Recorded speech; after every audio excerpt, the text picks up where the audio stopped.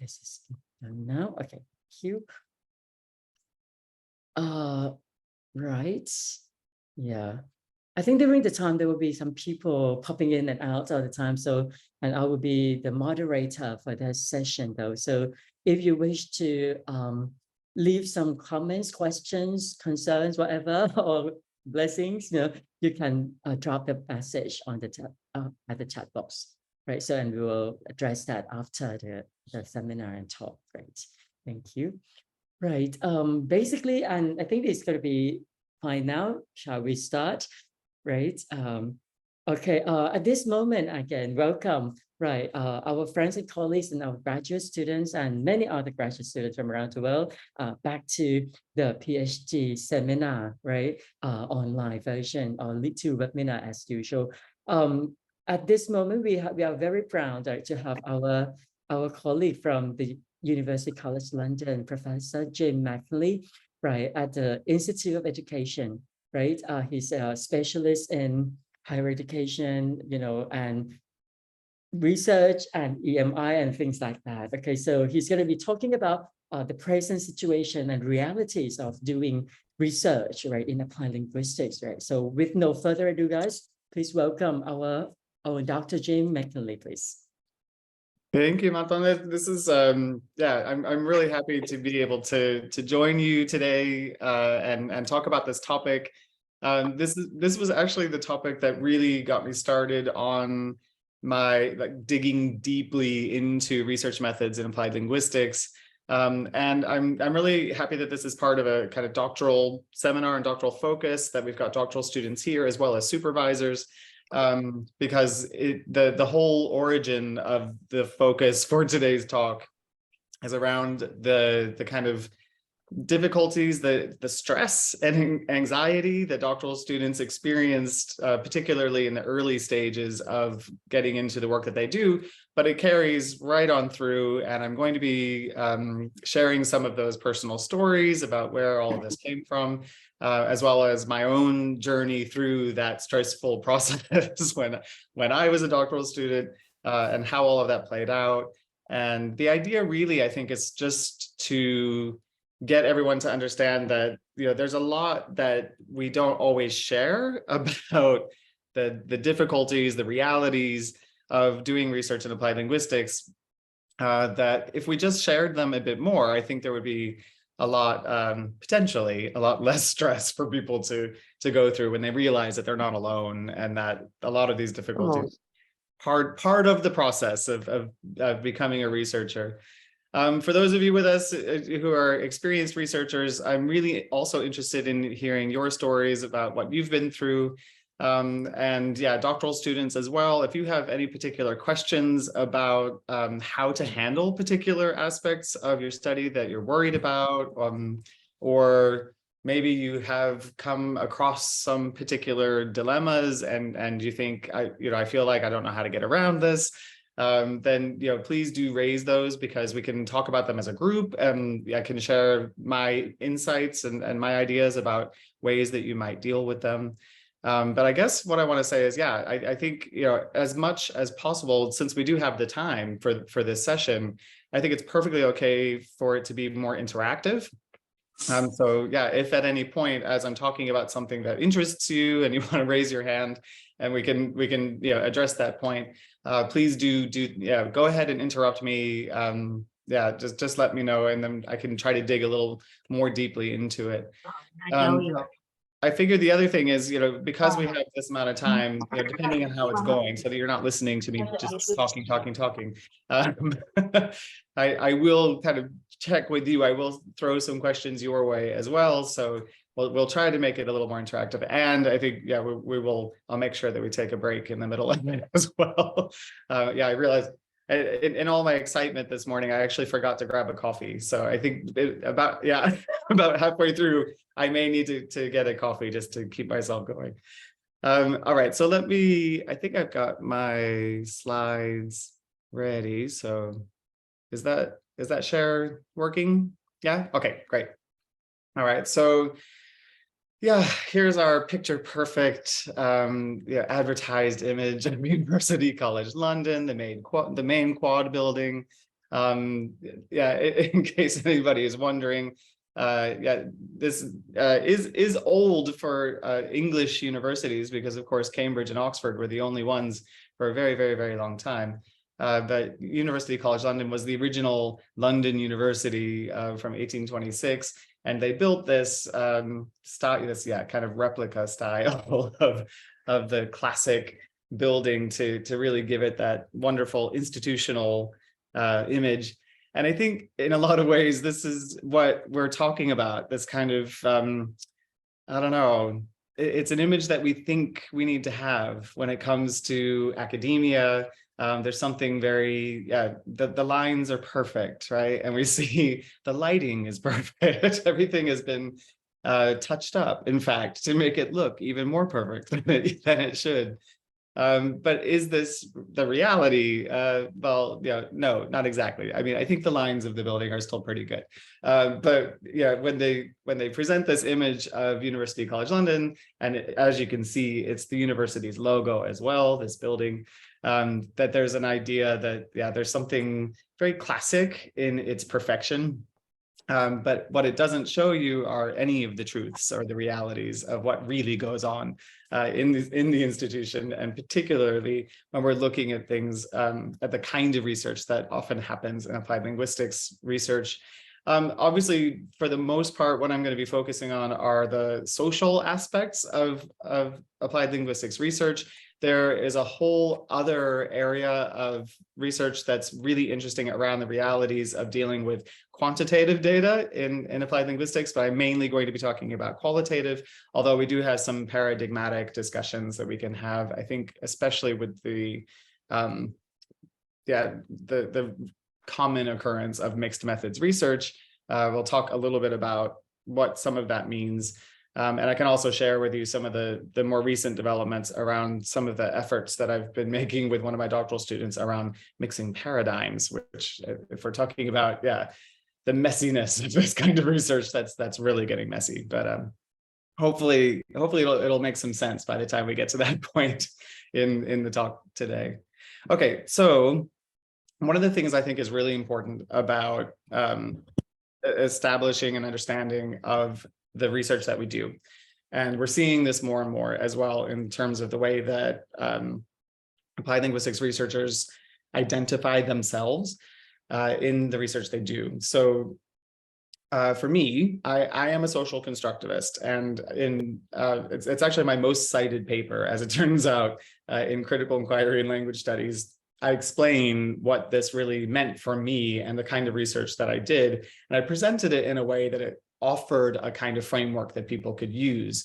And I recognized in kind of working on this paper and getting this paper published, that it defines so much of how I see the world and how I deal with research questions, recognizing that who we are as researchers is part of the research. And I think for me, obviously, in that way, I'm not talking about something objective. I'm not talking about something positivist, although I will address some of those points in a moment.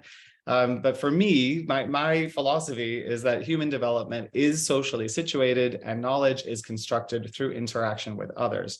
And in that way, I really don't see that there's any kind of learning that's independent for the researcher, for the supervisor, for the participants in the study.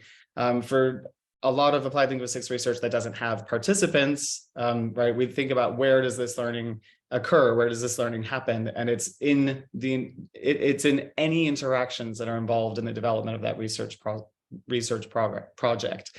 So this for me is really essential to what we do and how we develop as researchers through the process. So yeah, a few things about where all this came from and where it's taken me.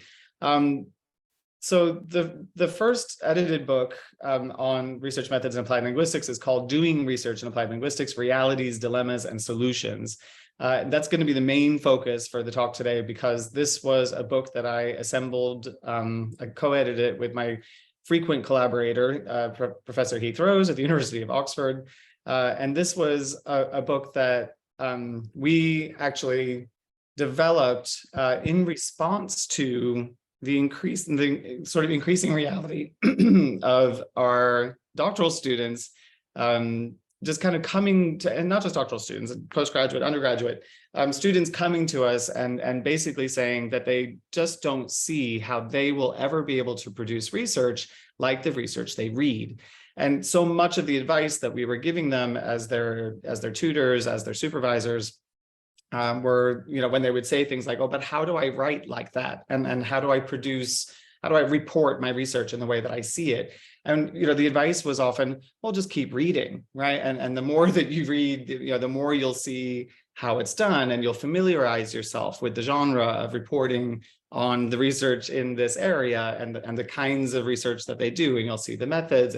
And this is all really perfectly okay advice, but it does very, very little to alleviate the stress and anxiety that people experience when they realize, I can't make my writing look like that because I don't understand it in the same way. And I'm not going through those processes as cleanly, as neatly, as perfectly as I'm seeing it reported in the research. So I don't see my experiences in the reported research.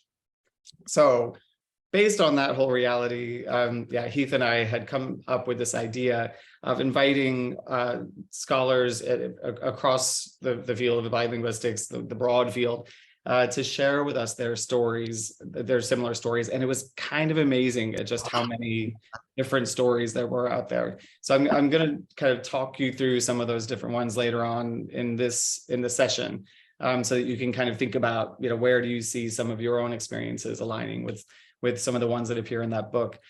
But the interesting thing I think to note is that it's about the process, I think, for, and for everyone who reflected in there. Many of the contributors to that volume actually wrote to us later to say, thank you for letting me reflect and go through that process and recognize the ways that it benefited my understanding about my own research and who I am as a researcher. There were experiences, the experience and of the frustration of those dilemmas, the difficulties of the realities that I faced in that research. I hadn't really dealt with them until I wrote this chapter for your book. So it's really, really interesting to think about what it means for people to reflect on their own research. And I think regardless of the paradigms that you're working in and the particular topic areas that you're working in, I think this is an important process, and we see it, right? People say, well, keep a researcher diary, keep track of your thoughts as you go through your research. But, for a lot of practical reasons and personal and personality reasons, not everybody does it. I think probably most people don't do it. But it's kind of there as a reminder that, no, you don't have to do something like this regularly, but even if you just give yourself a chance to do it once in relation to a project, it can be a really good process, and one that you can grow from and learn from.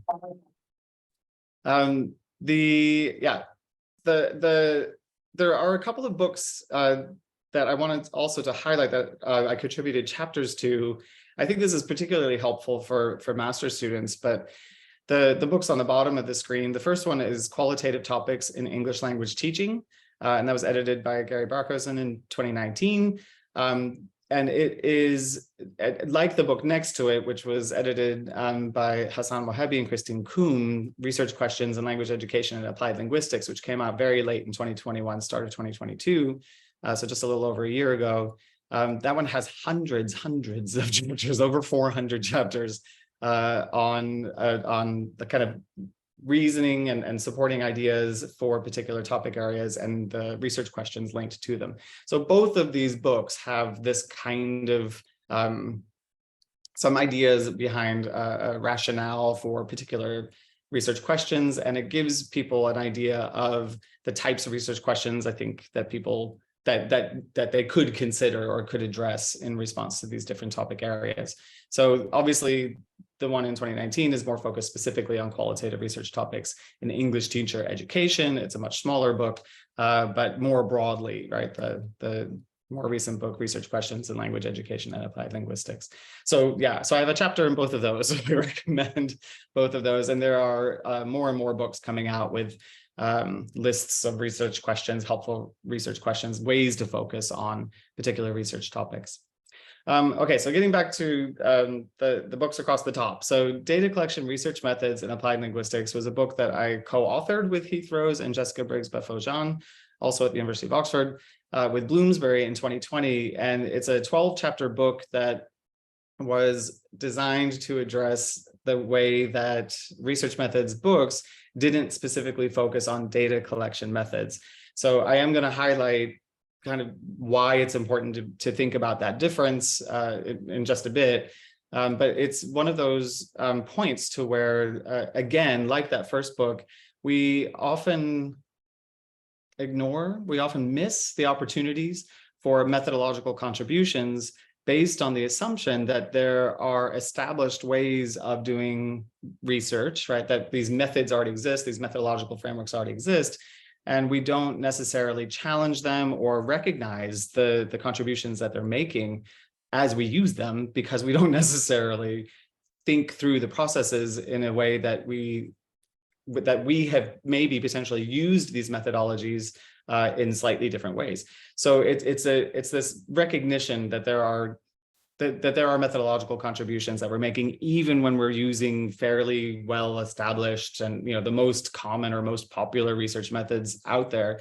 There are innovations that we're making, and there are contributions that we're making that we may not be highlighting. So that was one of the important arguments with that book. And then the book I haven't talked about yet, the Routledge Handbook of Research Methods in Applied Linguistics, was again with Heath Rose. So we were invited to edit this book. We're more than 40 chapters. It includes all of the kind of usual methods that would be expected in a handbook, but it also has some sections on ways to kind of reconceptualize and rethink research methods. And I'm going to highlight a bit from the introduction chapter that I wrote to think about the ways that we theorize research methods in applied linguistics. So yeah, on that. So this was the introduction chapter. And in this chapter, I have a section about the clarity of terms, thinking about these words, paradigms, approaches, or aims and objectives of research methods. Now, the thing that's important to remember here is these are my interpretations of these words. We see these words used interchangeably in a lot of the research methods literature. But I think the idea that I wanted to try to confirm here is for anybody who felt a bit lost, you can refer to this source, you can refer to really any source, whatever makes sense to you, wherever you can make a connection with the way that these terms are described. If that makes sense to you, feel free to refer to that source as the reason why you are identifying these aspects of your research in this way. So yeah, the first point about a research paradigm, in a lot of the research, obviously a lot of the reported research where we only have about 6,000, maybe 7,000 words to get all of the research out in a short research, in a short article in a journal, digging into the paradigmatic framework of the study there isn't really always space for it. It's the philosophy supporting the knowledge or reality a researcher uses to understand a phenomenon. Now, with kind of purely quantitative research, we're talking about something that's positivist, right? That's something that establishes an objectivity, right? So that the researcher and the researcher's philosophy about what's happening in the research isn't a part of the project, right? So there's a separation there. But a lot of the stuff that I raise, and I'll get into some details on it in a moment about why I do it that way, is more around the ways that some of those ideas may be challenged or may really shape the way that you are able to think about the research and the way that you report it, the way you analyze it, the data, and the way that you report it. So post-positivism is one of the paradigms that I focus on in that chapter, as a way of kind of challenging those ideas, those purely objectivist ideas of positivism, but still relevant for quantitative and mixed methods research. Interpretivism, which I think is probably a fairly easy one for people to connect with, but when it comes to qualitative research, especially with novice researchers and with research students, it's not always clear as to why there are difficulties around getting qualitative research published.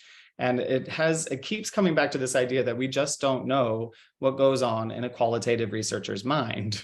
The interpretations that happen are subjective, they're personal, they're based on personal background, personal experience, personal philosophies. So I think with something like interpretivism, while it's a fairly straightforward concept, right? We say, okay, the data that you've collected in your study, you are interpreting them. Being able to connect, explain, understand, justify this paradigm as the supporting foundation for what happens in a research project can make a methodological contribution. It can inform the research and it can inform the field in ways that we may be overlooking. Critical inquiry I included in there as a research paradigm that we don't necessarily see that much of. People do make connections with critical inquiry and critical realism, which I think is a bit tricky because I see a lot more of a connection of critical realism to post-positivism than critical inquiry. But the idea of taking a critical position as a philosophy, I think, is a growing area. Critical applied linguistics, right, as an area that focuses on justice and injustice, right, and these philosophies. I think these are all ways to think about what the research project is intending to do, whether or not there's any kind of political agenda or any other sort of philosophy attached to it that may have other implications. Pragmatism, I think, is an interesting one. I think it's a philosophy that suggests that we really just have to be realistic about what we can do. And I think in a lot of not just applied linguistics research, but education research in general, we see that it's the practical realities of these educational contexts that shape what we're able to do. And so as a philosophy, the idea is that, well, we don't really have a lot of choices, right? That when it comes down to it, realistically, this is the kind of access I have, this is the kind of access I have to understanding education or this educational phenomenon that I'm investigating. So it's this kind of realist approach to what's happening rather than a kind of critical realist approach. It can be a bit risky, but we're seeing it increasingly used. And I will also, just kind of raise a point about how pragmatism may be a bit problematic for things like mixed methods research, but is otherwise a useful paradigm to consider. And there are certainly methodological contributions to be made from establishing a research project in pragmatism. Participatory paradigm is kind of the one that I see myself attached with the most. It's this social constructivism idea, the point that these realities around what's happening are constantly changing and are co-constructed with my participants or with my data, I should say, because a lot of the data I work with, especially since COVID, hasn't been people, right? The data are much more text-based. So in my interactions with the data, I see, right, this kind of thing happening, that the data do more, the data grow in particular ways I didn't expect, right? So it's this kind of interactive thing that I do with my data, as well as obviously with my co-researchers, right? So it's the human interaction that creates it. It's that social interaction. But there's, this idea of kind of putting yourself into the research and that you as a researcher are part of what shapes and what makes informs the research and makes it do what you are able to make it do, is a kind of important recognition. Obviously, there's a lot of bias in this type of paradigm, and for the most part, we talk about how important it is to avoid biases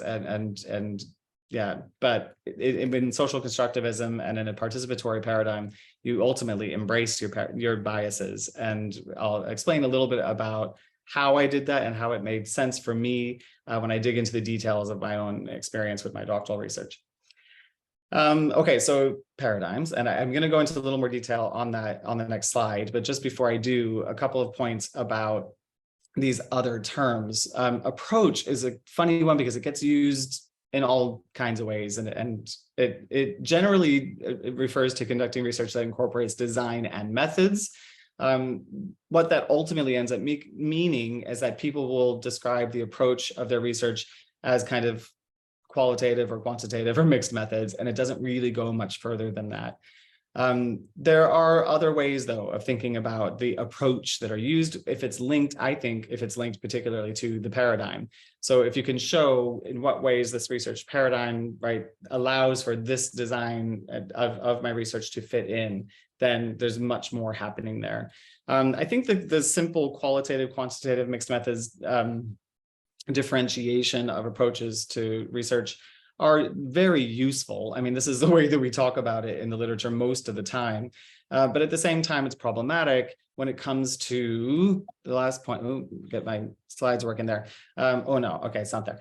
When it comes to the actual data collection tools that we use, because I think that's where that we don't see such a neat differentiation between qualitative and quantitative. So I think being able to make it clear that it's not just this is a qualitative study, but how it's informed by the research paradigm and how it links with the decisions that you made about the design for the research and then how your methods fit into it is important. And I think there are some real methodological contributions that could be made if all of that is explained. If it's not explained, I think this is where, and which is, it often isn't, sure, you save space in your methodology section of what you're writing, but the contribution is lost. So yeah, and then at the kind of finer point of these different terms, a research aim and objective, I think it's a funny thing, but we realize just how often we skip over these things, how much in the reported empirical research, we don't necessarily have them so clearly outlined. As an editor of a journal, so the journal system where we receive over 1,100 submissions every year, I can tell you what a good idea it is to make these things really explicit. The aim of the research is, the objective of the research is, where those really clear statements aren't made, it could be, I'm not saying you have to do it this way, but it could be a bit more difficult for editors, for reviewers, thinking about the work that you're doing as a postgraduate student, your examiners, your supervisors, to identify. So, often I recommend, as much as possible, just try to make these things as explicit as you can. So the research aim is a statement of intention. The research objective is a statement of how desired outcomes will be achieved. And being able to make that differentiation is surprisingly not always it's just not always very clear. So making that differentiation in your own writing, making it clear to everyone is recommended. Okay, so on research paradigms, some of the distinctions I wanted to make, I like to refer to this kind of useful table that I kind of pulled together from Lincoln and Guba's work on naturalistic inquiry. So and I use this in the teaching I do in my research methods course for the master's in TESOL at UCL. This table kind of takes us through the beliefs and assumptions at 5 different levels by comparing a positivist paradigm, which is generally used for quantitative research, or a naturalist paradigm, which is not a paradigm that we often identify these days, but decades ago, Lincoln and Guba identified naturalist paradigm. We see other paradigms certainly fitting into this, but not necessarily using the word naturalist. Although I'm pretty sure I did in my own doctoral research, it was a while ago now, but the idea of positivist versus naturalist paradigms are for you to see the contrasts at these different levels. So for example, the nature of reality, right? That reality for a positivist in quantitative research understands it to be single, tangible, fragmentable, right? The idea is that you have a question and the answer is out there. You just have to conduct your research to find that answer. Whereas with naturalist paradigm, right, realities are multiple, constructed, and holistic, right? So in this case, you have a question and you don't know what the answer is, right? It'll be out there somewhere and you don't know what you're going to find. Well, I shouldn't say you don't know. You might have an idea of what you're going to find, but it's not an answer, right? Or sorry, it's not the answer, it's an answer. And you recognize that there are many different possibilities for answers to the question in this case. With the relationship of the knower to the known, right? And positivist, they are independent. It is a dualism, right? This is the knower, this is the known. And these are 2 separate things. This is, right, I am the researcher and the answer is out there, I'm going to find it.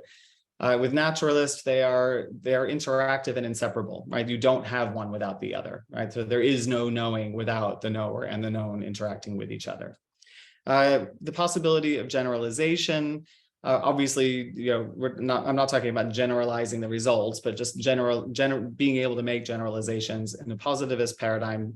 Time and context-free generalizations are possible, right? So the context basically doesn't define the generalizations that can be made. Whereas with the naturalist paradigm, right, only time and context-bound working hypotheses are possible, as in what you're able to find out is defined by those contexts, right? So within that time and within that space, this is the answer that you found, but change that time and that space, change those contexts, you'll get different answers.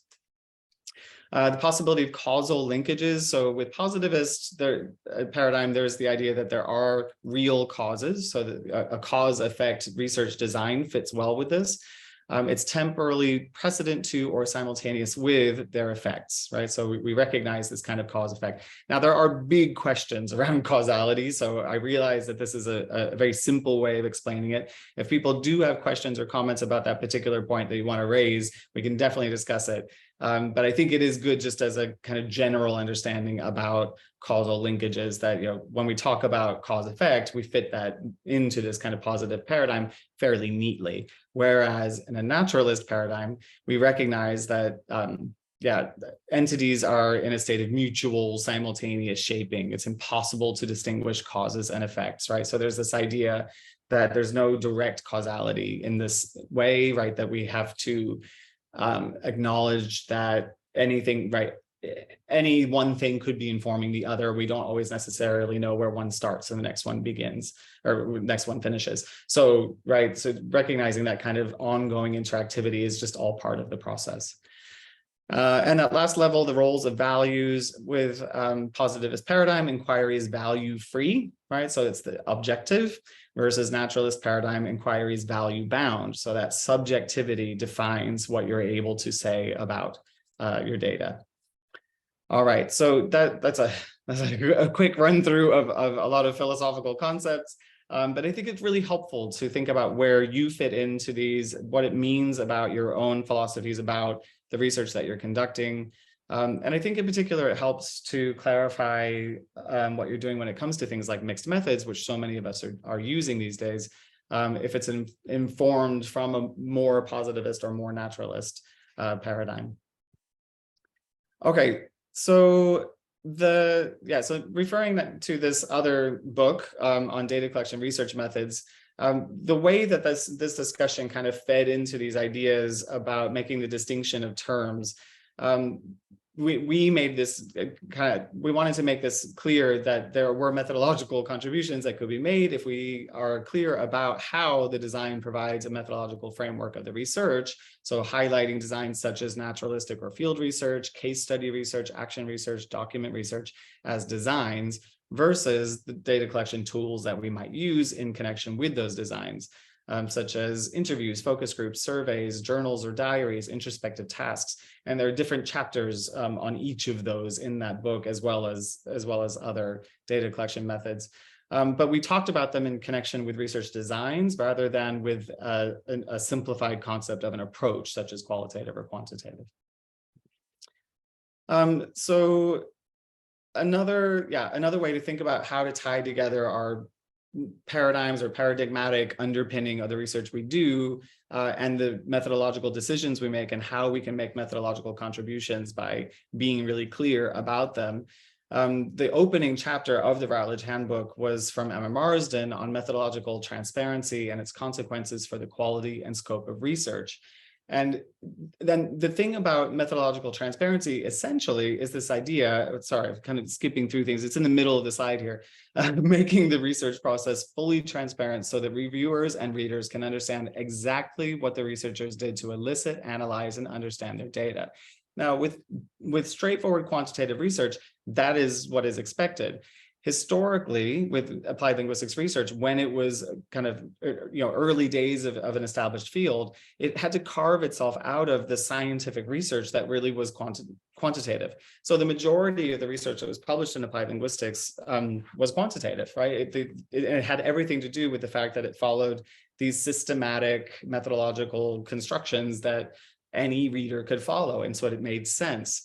The interesting thing, though, is to see how we've been able to grow from this through an understanding that where we are able to be, as precise as possible about what we did and what we went through. So how, for example, in qualitative research, our schemata, our backgrounds, our experiences and inform what we did. If we're able to identify who we are and how that shaped what we did and how we understood it and the processes that we use to interpret the data, that there would be ways then for people to understand at least a bit more of what went on in the qualitative researcher's mind. And interestingly, increasingly, we're seeing a shift toward majority qualitative research being published in applied linguistics. In fact, the journal system has done exactly that. So this year is its 50th year. We have a 50th anniversary special issue coming out later this year. But it's interesting to see the developments, to know that originally as a language education technology journal, the focus was quantitative, and then just over the decades, right? And I think with changes in the editorship and just changes in the field, we've seen that it is now a majority qualitative research resource. Along with methodological transparency is honesty, right? So being able to really say what happened in the research. I think in a lot of ways, it's not so much that we have difficulty getting all the information out, but we don't necessarily have a lot of confidence to be extremely honest about the processes that we went through. Whether it's a matter of actually being able to explain them or just, trusting ourselves and kind of what we did, that it's valid, that that it's okay, that it's still trustworthy research, that you did what you did in the research. So here we refer to the work on ethics and the chapter on ethics in the Rowledge Handbook by Peter DaCosta and colleagues. Focus on this idea that it's important to address ethical dilemmas with, one, respect for persons, two, yielding optimal benefits while minimizing harm, and three, justice. So basically, the thing that they highlight in this way is how important it is to be completely transparent about what the processes were in the research, in order to not just contribute to knowledge, but to be fair to the data, to be fair to your participants, right? To get all of this information as clear and honest as you can possibly make it. Now, all of this fits in really, really well with the first book that back in 2017 on doing research in applied linguistics, and this was this point that Heath Rose and I made in that book was, real world research is inherently messy. And so, that messiness is what's been causing trouble all along with people trying to understand what really happens in the qualitative researcher's mind, and the impossibility, I shouldn't even say the difficulty, but the impossibility of replication research in qualitative studies, because we just don't know the processes. We're missing a lot of information, the details, the messy details. So there's the idea behind a lot of this is recognizing how much we can advance the field by being a little more honest about some of these processes. And I know it's particularly difficult to think about doing this kind of thing as a student researcher. So I think it's our responsibility as supervisors, as teachers, to encourage this, to help foster this as much as we can, to try to do it as much as we can ourselves, for those of us more established. But I think one of the really difficult things there too are the gatekeepers, and I blame myself here as well as a journal editor. We don't always allow for a lot of that freedom to get published. And so how are student researchers going to read it if it's not published in the work? So this is where it's nice to see development of journals that are dedicated to research methods. So there is a new journal, well, it's a couple of years old now, Research Methods in Applied Linguistics, published by Elsevier. And there are some really good efforts being made. And I'll actually highlight some of the work done by one of the editors of that journal in a contribution to one of my books. Okay, so this idea about what we did in that first book is we focused on when things go wrong, right? So this was the idea. that we wanted to try to clarify, especially to novice researchers, that it's okay, right? That there are ways of dealing with the research when things go wrong, because this is just perfectly normal, and it's about how you handle it and how you learn from it. I think that's the part that I think is so often missing.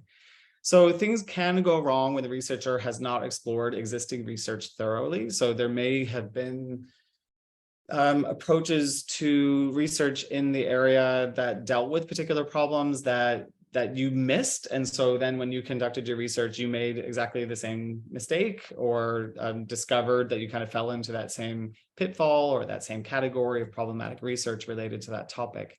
One of the examples I see with this in particular is the research around the use in language learning strategies research, the use of the questionnaire, Rebecca Oxford's SIL, the language learning strategies questionnaire. So it's really interesting because at System, it's a journal that's really well known for publishing language learning strategies research. And Rebecca Oxford was a past editor, and a lot of her work published in System was really important in developing research in that area. And that was an absolutely brilliant questionnaire, and it did great things for the area of language learning strategies research, but it was also highly problematic. And over the decades, researchers have continued to raise the problems with that questionnaire. Now, it's normal for a questionnaire, to later through extensive use, because it's about the fact that it got used so many times, tens of thousands of times, that people were able to discover those issues with it. And so they presented possible ways of addressing them. So for example, in 2018, Amersdorfer came out with a paper that clarified that, yes, the SIL questionnaire has its problems, but if interviews could be added to it, right? So it adds that layer of triangulation, and it could then help to shape what happens. There's also the problem of the SIL being focused on kind of all the skill areas, and without all of those problems related to the ideas that are linked with the fact that language learning strategies in one skill area like writing are going to be completely different from the language learning strategies in speaking. So these kind of fundamental issues that we see related to a really popular data collection method in a research area. And yet, as recently as this week, I had to reject a paper submitted to System that had used the SIL and didn't address these problems around it. And in fact, I even have a little paragraph that that I kind of copy and paste into my rejection notifications for these submissions, because they do come through every once in a while, and so I have that ready to kind of explain. Look, there's this area of research that has addressed these problems, so have a look at that, think about adding interviews to what you've done here, and kind of return to it at another time. So yeah, that's just a fairly concrete example of one of the areas where maybe there's more research out there that just hasn't been explored. The second point, the methodology doesn't suit the questions. This one's kind of interesting. I think there are a lot of ways that this happens, and I think probably the most common is the way that we develop and alter, we modify methodologies without kind of thinking about then what that meant for the original research question. So we may, for any number of reasons, modify the methodology, often practical reasons that we make these changes, but we may have missed something in the way in the way the research question was shaped, right? The wording of the research question, something's missing, some kind of connection there. This is the kind of thing that I think is fundamental to just go back and return to regularly and confirm that the methodology is continuing to address, so as you work through it. You might even think that sort of purely quantitative, purely objectivist research doesn't deal with this. And I suppose in a lot of ways, it certainly deals with it a lot less. But any kinds of changes to the methodology that are made, there needs to be a return to the research questions to ensure that the ideas are still coming through coherently and cohesively. The methodology is not clearly understood. Now, this is an interesting one, and I think it has something to do with the way that methodology, methodology as an area in the research we do is just assumed, and we don't really challenge the ideas in methodology always. I think a good example of this is where, and I see this all the time in qualitative content analysis, that people will refer to using Braun and Clark 2006 thematic analysis, right? So this is like the go-to, that's been cited many, many, many times. It's a fantastic paper, and it really clearly outlines how to do thematic analysis, but it's not always evident. And in fact, more often than not, it feels like people are just referring to it because, oh yeah, that explains thematic analysis and I can move on. I don't need to do any other explanation. And then only to come to realize as you continue to read that actually these researchers haven't used Braun and Clark's understanding about thematic analysis at all, that they're really just doing some kind of straightforward, qualitative categorization of their own. The thing I think that's important about Braun and Clark's thematic analysis 2006 is the reflective nature of it, and there is a reflexivity in it. And reflexivity is something that happens throughout the whole process. So it's not like it's something that you can just sort of add on later, right, by kind of doing some retrospective reflection. So there's this process that was kind of that is often missing, I think, when people, I shouldn't say it's often missing, it's just not transparent, right? So we don't, if the researchers haven't made it clear exactly how Braun and Clark's thematic analysis was used or was applied in this way, but they've just kind of negligibly referred to it as this, oh yeah, Braun and Clark thematic analysis. Yeah, I coded my data, I categorized them into groups according to themes. Okay, moving on. Right, we're missing all of the important aspects of what it meant to analyze the data in that way. So that's just, again, just another example, but I think it's the biggest problem where the methodology isn't understood is where it's just assumed that everybody has the same understanding of it. The claims do not match the evidence, or there are alternative explanations. This one's interesting. I think more often than not, a lot of the research we do, we have ideas about what we expect to find. Certainly in quantitative, objectivist, positivist research, we're doing hypothesis testing, and there have been plenty of reports of how statistics and data have been manipulated, and maybe even unconsciously manipulated or subconsciously manipulated in order to prove a hypothesis to be true.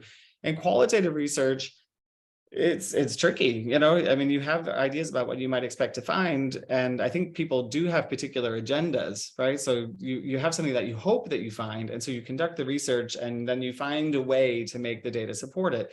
In qualitative research, it feels like, yeah, I mean, you can do that because it's so subjective, and really ultimately it's up to you.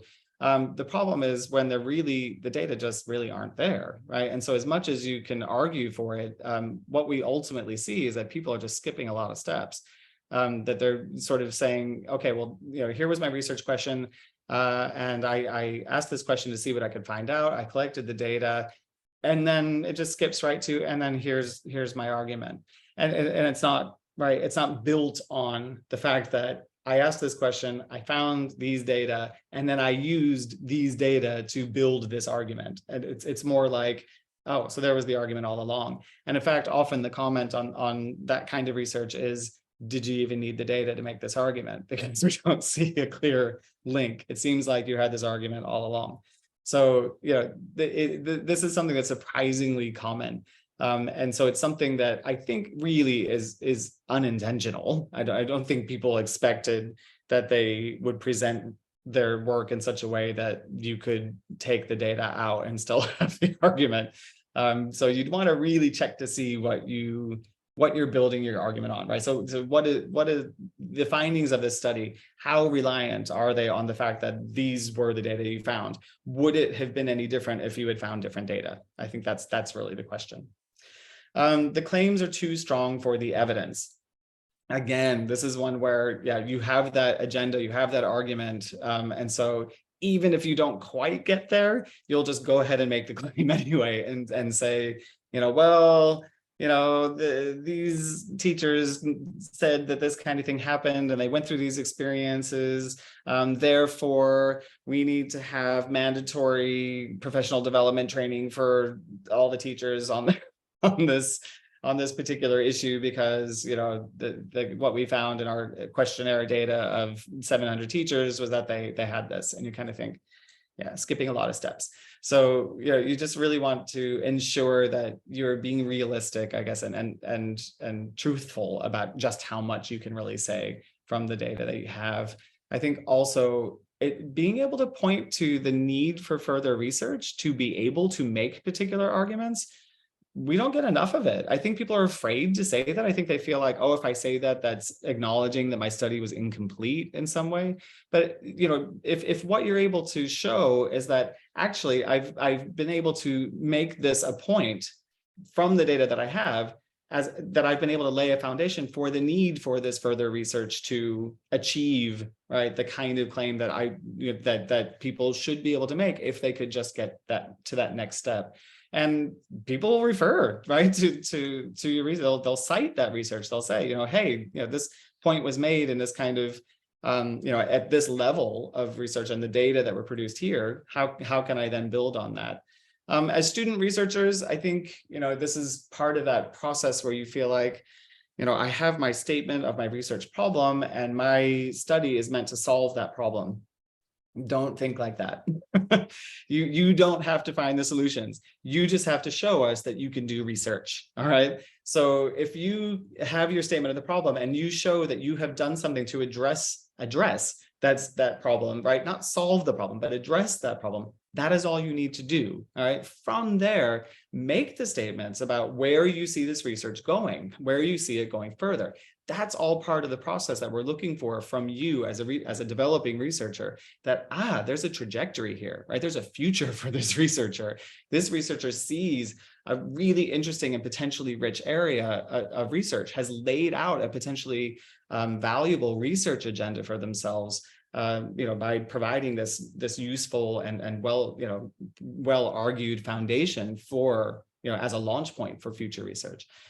So yeah, and this is that going back to that idea that a PhD is like a license to drive, right? So it's not that you're this expert driver by the time you have your PhD, but that you can drive, right? And that you can drive competently. So that's really, right, the thing that we're looking for from student researchers. So yeah, don't try to solve all the problems at once. Otherwise, where's your future? Where's your research trajectory?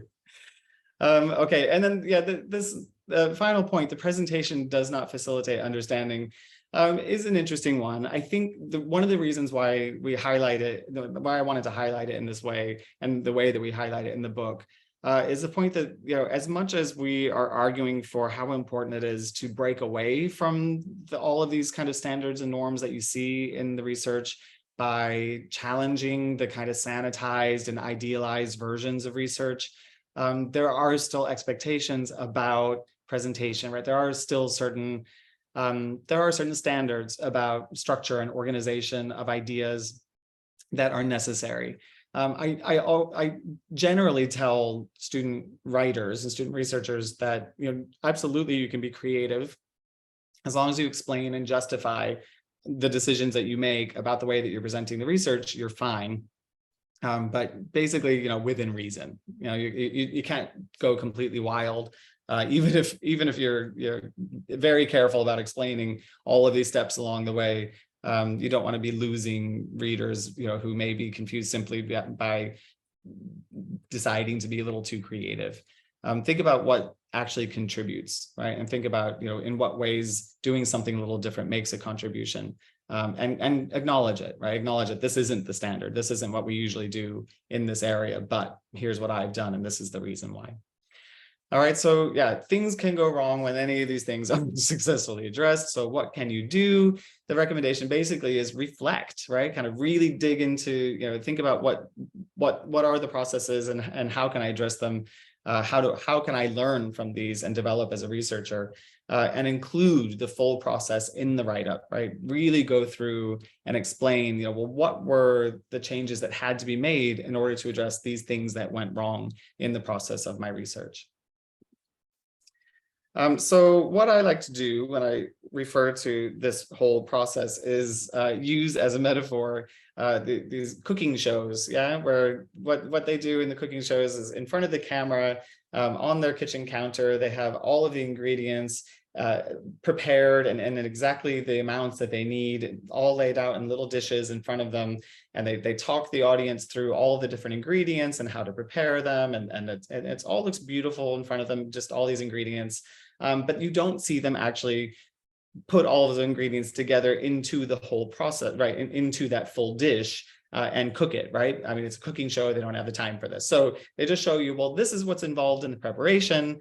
And then, right, they pull out this finished meal and say, and here's one we prepared earlier. Isn't it perfect, right? Look at, so if you just follow all of these instructions exactly as I just told you, you'll have something as beautiful as this. And of course, when you go to try this at home, this may happen. This is the kind of thing that wouldn't really be that unusual for me as a terrible cook, as a truly terrible cook. But luckily I have not done this, but I think mainly because I haven't been brave enough to actually try something that would involve anything this potentially hazardous in cooking. But all of the realities that happen behind the scenes, we don't know, right? That finished product that they came out with, we don't know that's the first one they tried, right? The first one might have ended up coming out of that oven and certainly wouldn't have looked as good. So there are all these truths, right, that we don't necessarily get in these finished products, that are just that are these kind of perfect versions, which are the only ones that we ever really see. So this is, I really kind of enjoy that metaphor. I think it's a useful one. But this is something that we have only recently started to see signaled, or at least highlighted and argued about. I mean, it's been mentioned over the years, but we don't always really see it kind of addressed and worked into research methods. So the obstacles are the norm, but they're rarely discussed as such. And I can go back to, and I'm sure this book is very familiar to many of you, Dornier's 2007 book, Research Methods in Applied Linguistics. So in this book, he says, it is my impression that researchers are often ashamed of the compromises that they need to make, not realizing that making compromises is part and parcel of being a researcher. Now, this is a pretty subtle way of saying it, but there's recognition that being a researcher involves these steps that we don't see reported, right? And we don't see it talked about in the research methods literature. But right here, it was signaled, even in this very, very popular book. And this particular quote is something that my colleagues and I have been working on to kind of get out there a bit more, just so people can recognize that, hey, there's more to this, and the compromise is a really important part of it. So here's another very, very popular book in research methods that'll be familiar to you. This is Mackey and Gass's first edition of second language research from 2005. I think their second edition was 2016. But in this version, it is interesting to see that they made the statement about classroom-based research being particularly complex and multifaceted endeavor that must be planned carefully.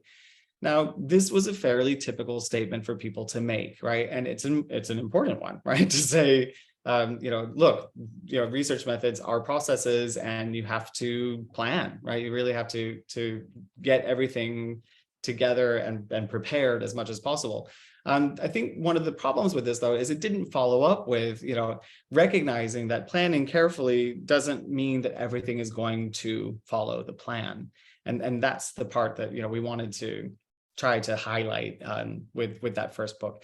So yeah, there is very little advice available to researchers when things do go wrong, right? So from that part in the book, right, there's no then explanation about, well, what do we do when things go wrong, especially considering just how often things go wrong. So research methods focus on the ideal rather than the real. And so, in our introduction chapter, we made the point, when referring to research methods literature, a novice researcher concerned about project feasibility finds little comfort in the ideological nature in which research methods are presented in most books. The way these texts are written suggests that nothing other than the most stringent research design will stand up to the rigor of academic scrutiny. And that's stressful. That's something that is a problem, right, for novice researchers if they feel that the only way they're going to be successful is if their research looks like everything that they read. That's a problem. Because what they read is not really how things necessarily happened, right? Obstacles are not always reported in published research. These published papers usually gloss over the obstacles. New realities are rationalized as the target. And I enjoy referring to Calvin and Hobbes comic strips for my examples. But here you can see little boy Calvin, obviously with the intention to do something, some kind of trick. But when it goes the way that it goes, he simply says, I meant to do that. And obviously his pet tiger, Hobbes, is able to say, then it worked very well. So, if people don't know what you intended to do, then it goes in any direction you want, right? But what happened, right? What really happened, and what can we get out of this? I mean, we're talking about educational research. What did we learn? We're talking about training and supporting novice researchers. How do we show that they learned? As examiners, right? Why aren't we looking for the realities of what happened? Why is that something that comes up only in an oral examination? Why isn't it presented in the dissertation, in the thesis? It's because of the way that things have been presented over time, and this idea that any mistakes that were made along the way are mistakes, and that people should be ashamed of those mistakes and they should hide them. Whereas we're realizing, well, and we're kind of trying to push the point that there's so much learning that happens in the mistakes that we make. And obviously we know that as a fundamental aspect of education, that by making mistakes, that that's where the real learning takes place. And yet we don't see it reported. So yes, methodology is as important as the findings. Published research almost always focuses on the implications of the findings of the study, almost never discusses the methodological implications of the research process itself. So it's our conviction that the methodological implications of any study play an equally important role in shaping our understanding of research. And this is something that we've been trying to push as part of our agenda as editors at System. This is something along with my co-editor Heath Rose that we've also kind of been generating. We've talked a lot about this idea of a CV of failures. I don't know if anybody's familiar with that as a concept. As you know, for the most part with a CV, this is where we get to show people all of our successes and all of our accomplishments. We don't include the grant proposals that weren't successful, the journals that rejected our submissions, right? We don't include those things. But there's a whole area, a kind of movement that is around this concept of sharing our CV of failures. Now I realize, I started working on one myself, and I realized that it's all a bit hypocritical of me that I don't actually have one free and available to share with all of you. But I promise you, I'm working on it, and I'll link it to my personal website. I don't think the university will actually let me do it. But I'll have it linked to my personal website as a reference, I think, for people to see. We all went through a lot of processes. I guess there's this whole confessional, right, that's linked with it. Like, I don't want people to know about all these problems that I had along the way. But when you realize how helpful that can be for people who don't really, that don't understand, that people didn't get to where they were so smoothly. One of the things that I like to do when I'm running doctoral research seminars and workshops is I'll often highlight the fact that between the time that I started my PhD and got my paper was 9 years. I think some people kind of think, huh? There's an associate professor at UCL, and he's got multiple books on research methods and applied linguistics, and it took him 9 years to do his PhD. I think these are realities. Life got in the way. There were processes involved in switching between full-time and part-time, and changing countries and switching institutions, and so there was a whole process in there that I did ultimately reflect on in the final thesis that I submitted, and it was part of the explanation of that whole process that I went through. And notably, the examiners of the thesis acknowledged that and clarified how much they appreciated understanding that background and could see how that informed the research and informed my development as a researcher. So yeah, so there are some kind of little quiet benefits, I think, to this kind of transparency about who we are and that sharing of our own reflections. So yeah, this is a quote from the chapter by Matt Pryor, who's Arizona State University, or University of Arizona in Arizona, and he's one of the editors of Research Methods in Applied Linguistics. And I love this quote. I've got another quote from him again later. But in his chapter, he said, "But what went left unsaid, as is usually the case in neatly packaged and deliberately sanitized publications, was any discussion of the behind-the-scenes dilemmas that had a hand in shaping the analysis, the final product, and even the researcher," right? So this was the stuff that I had put into my own thesis. Sorry, this is the stuff that we're really understanding. I think particularly as qualitative researchers, we're really recognizing that, you know, who we are as a researcher is shaped by the research that we do, and vice versa, right? So no beginning and end to those. Okay, so this was where I thought I might pause. I wanted to kind of check with you, yeah, before I get into my own story, which I'll do after a break. But I just kind of wanted to pause there so I could check with you about any particular questions that you have, or questions about your own research, or questions about anything that I talked about so far. Yeah, before we take a break. Yes, I'd like to ask you some questions. Great. My name is Pratana. My name is Pat. I thought. Pat. I'm a graduate in master degree in teaching English as a second language, and right now I'm just an instructor. What I want to do is to report that my way of teaching writing research papers, okay, a course that comes after academic writing, as a workshop, is a better way for the students to follow easier than the traditional method. If I want to report it this way, I had to go for the positivist paradigm, right? Quantitative, right? Right. Hypothesis testing. Yeah. Okay. I want to report it with, I don't know what a measure I can use. I'm thinking of using a survey. After the class survey, after the course survey, for their satisfaction in learning in the course. Is that okay? I'm not a research. I'm not a researcher at all. I just want to report. I just want to report.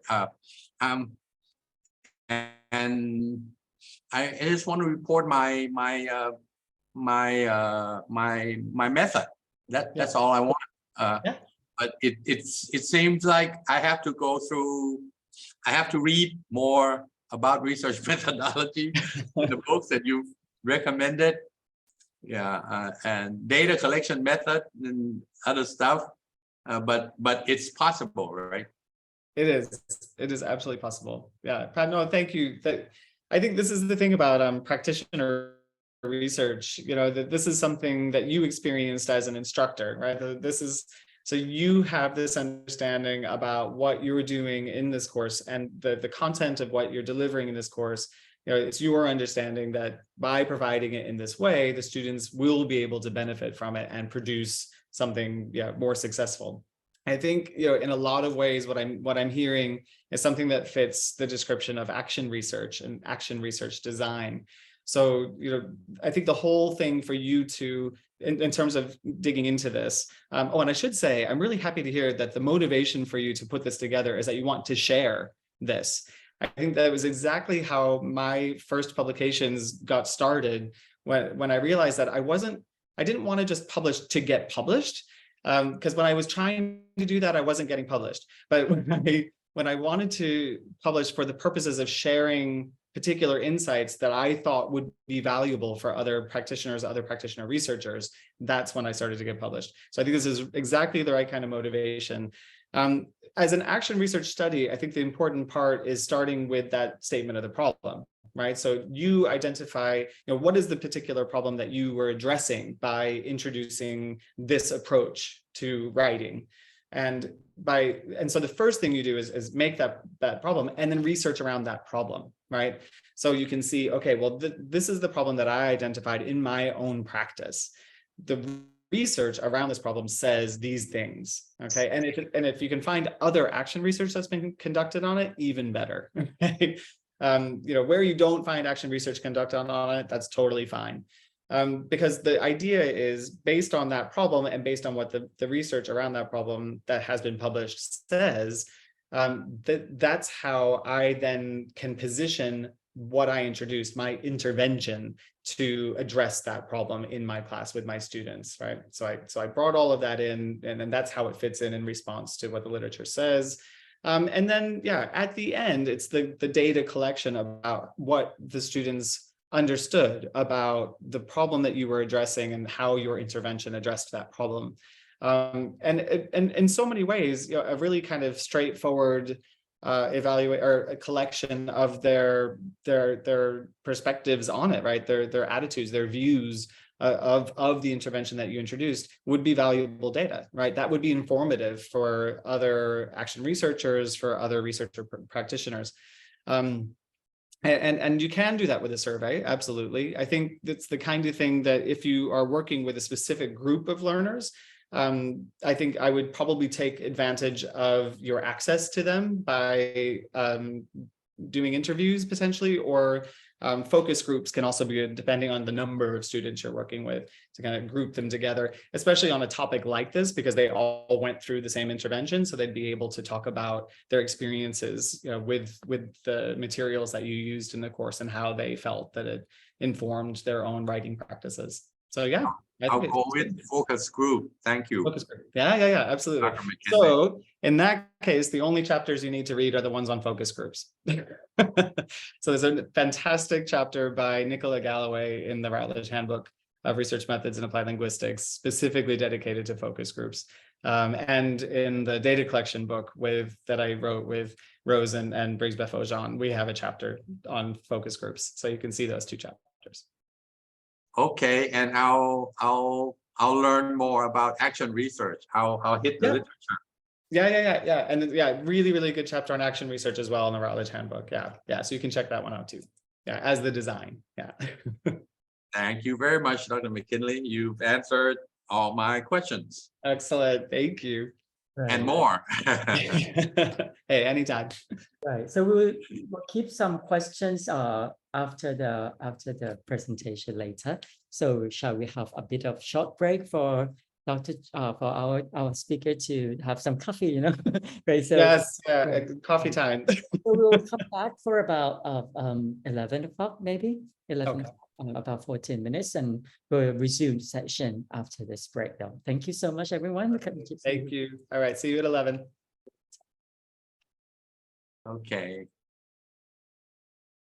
Yep. Okay, so now let's welcome back Dr. Jay McKinley for the session on realities of doing research in applied linguistics. Please welcome again. Thank you. Thank you.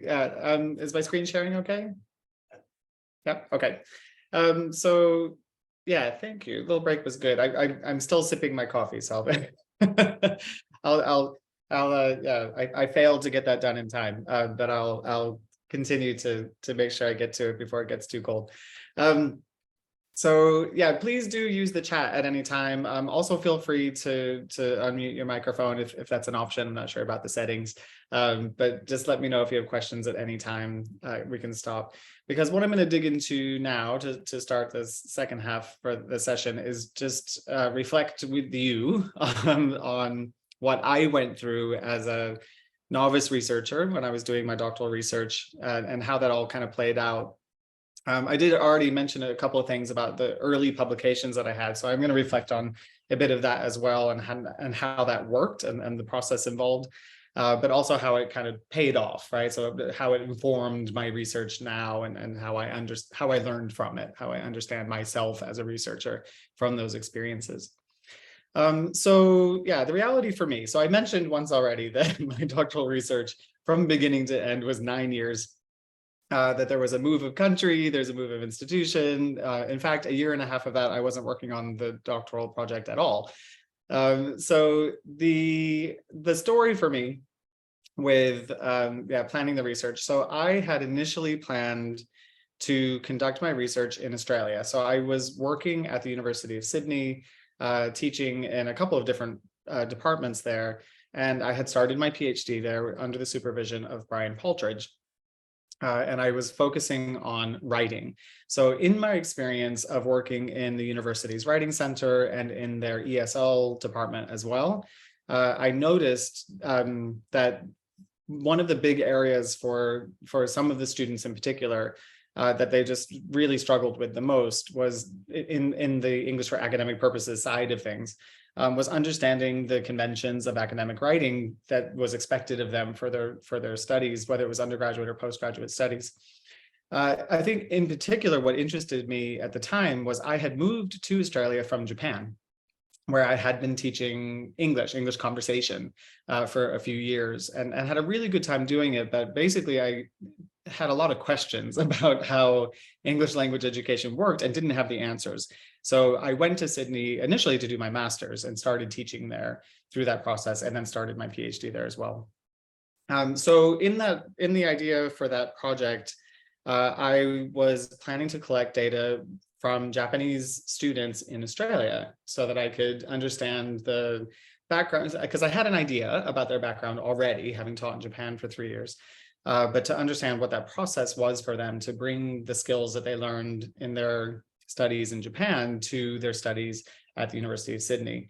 And the thing that I discovered that was interesting, both from supervisors and people doing related work in the field, as well as the reading that I was doing around the topic, was that there was actually quite a lot of research at the time with such students in English-speaking countries. Where there wasn't the research was before they left their home countries for these degrees. So after a lot of discussion, we discovered that, in fact, what I really needed to do was collect the data in Japan. Talking with the Japanese students in Sydney, they did also make that point that I should go to Japan to collect the data, because they felt that they didn't get the education they needed, that they didn't work on those skills of academic writing in English before they left for Australia. And so they wanted me to go to Japan to do my data collection there as well. So we realized that, resources being thin, that the best way for me to collect data in Japan was to get a job in Japan. And as a non-Japanese person, the only way for me to get a job in Japan was to get a full-time job in Japan. In so doing, I lost all of the funding that I would have had for my degree in Australia, which is why all of that stopped. After a year and a half, I then picked up the PhD through the Victoria University of Wellington, and finished my PhD part-time through Wellington. So there's a whole process there. But in this image for my story, this is the odd duck, right? The odd one out. So this was me kind of, where I was initially, right, part of the mainstream culture, right, where I was in Australia, even though I'm American, I'm not Australian, but I was part of that, right, part of that world, whereas the Japanese students, right, were the outsiders. Here I was as the outsider in Japan, trying to understand what was happening in this space. So even though I had taught English for a few years before all of this, I recognized very quickly that I was an outsider, and that I didn't have the kinds of insights that I would have needed to be able to even remotely identify myself as an insider researcher, despite having previously lived in Japan for 3 years. So what I ended up doing, right? So the face value of the story, once I had everything in place, it took me a while, I should say. So I did take this full-time position in Japan, but it took a while to, well, first get myself set up through Wellington, but also to establish the necessary ethics ethics approvals, and to establish enough kind of trust and rapport with teachers in Japan who I could work with for my study. So the study ended up, the data collection period was over 1 academic year.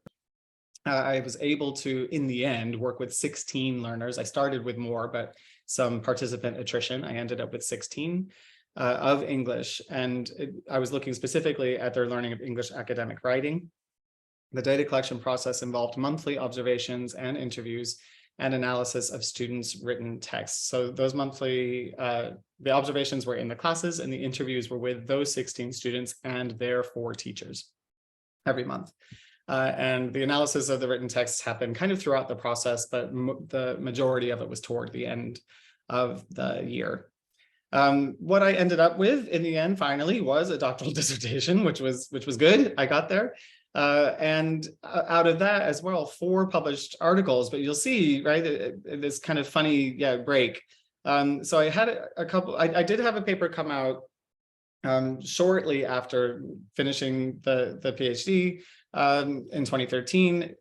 2015 was when the paper that I introduced at the beginning of this talk that was in critical inquiry and language studies finally was published. So it took years to get it published, a lot of back and forth with reviewers and with the editor of that journal to shape that paper so that it was ready for publication. And I'm so glad they did, because has been an important paper for me.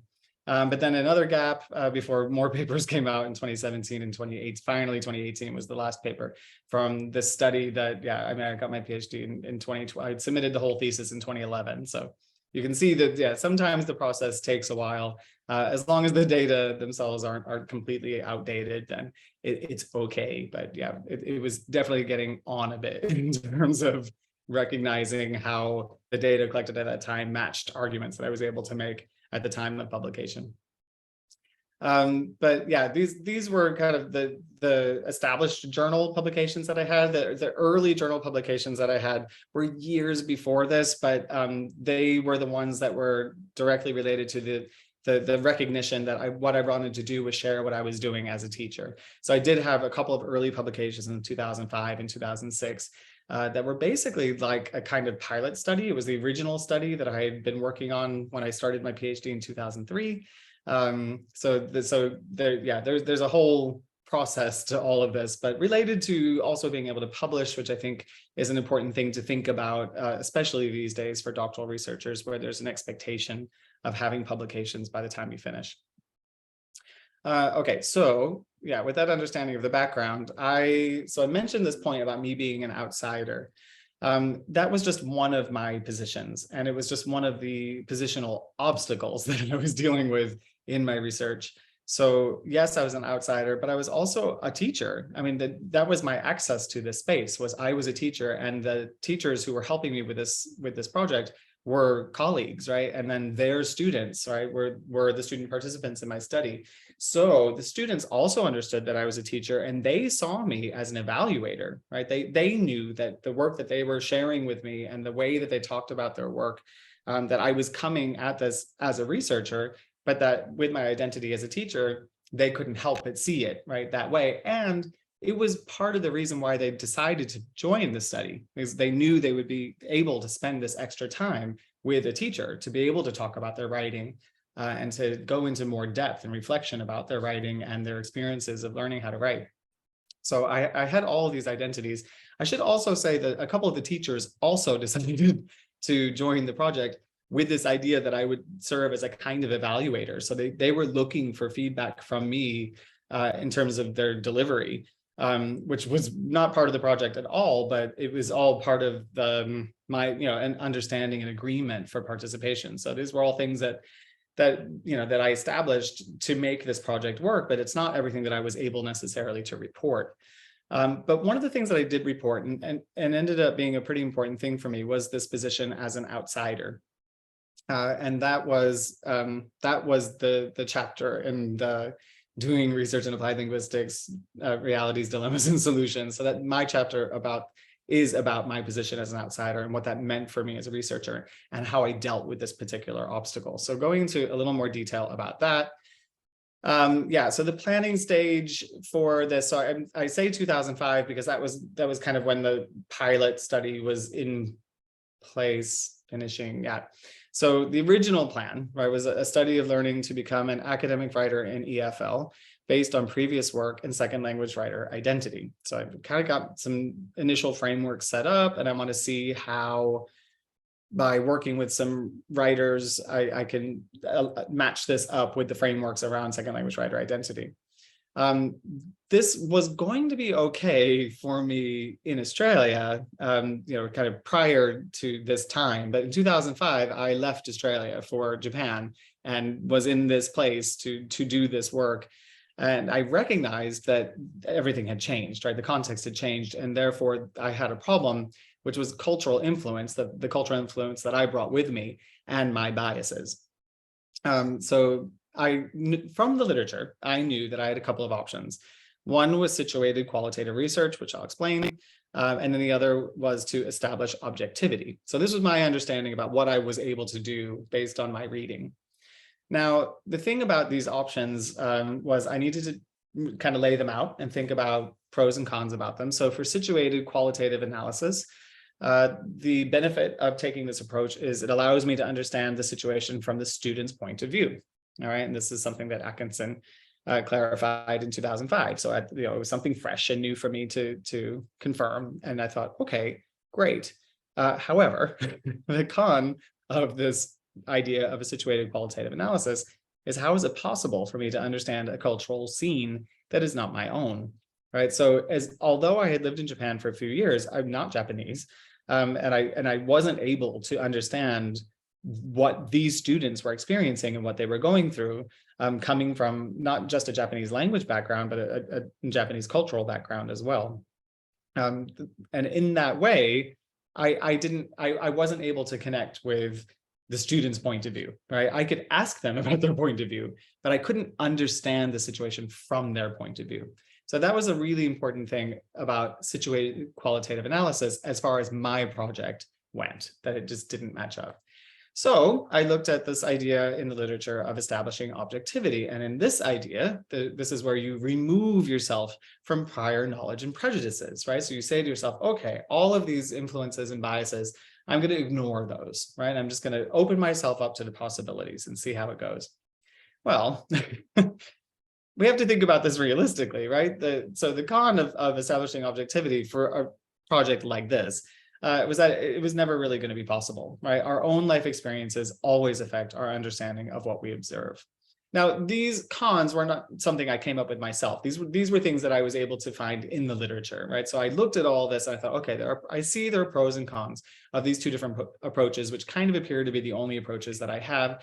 So I guess I can kind of weigh them up and decide, which pros are stronger, which cons are stronger, and go from there. But I didn't feel confident about that. And I recognized that maybe my answers weren't going to be in the literature. Maybe the answers were going to be an experience that I didn't have, right? So what I ended up doing was asking around, basically, and talking not only to my supervisor, but other fellow doctoral researchers, and also other researchers. I actually emailed other scholars just to kind of see what their ideas were about these. And I picked up a few really important tips, basically.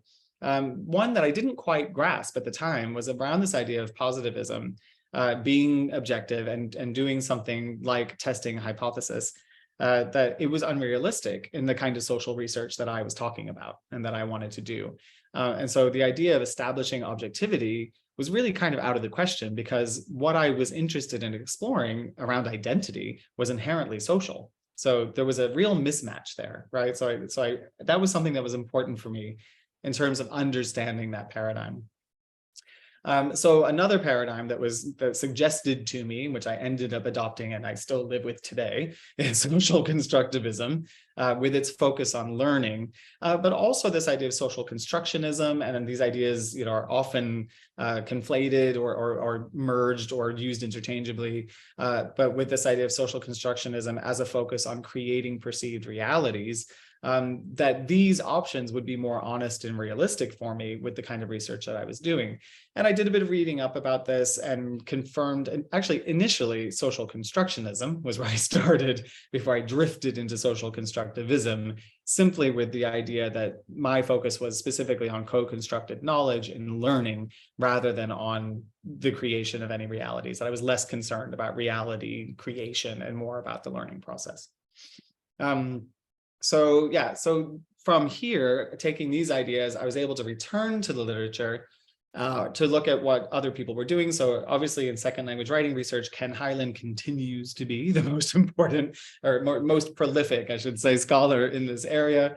And in 2005, so relevant to the time that I was doing all this work, he confessed that the analysis of data is always informed by our own understanding of theories behind writing. This was such a revolutionary concept for me, that these frames could potentially dominate the researcher's interpretation, possibly distorting existing forms, but the frames are subject to the context in which the data collection takes place and will ultimately be defined by the context that presents itself.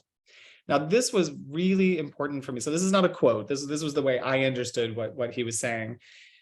And the thing that was so helpful for me around this was to recognize that I needed to acknowledge where I was coming from. I needed to understand as much as possible what my understanding was about theories of writing, not what the literature said, but my understanding about it.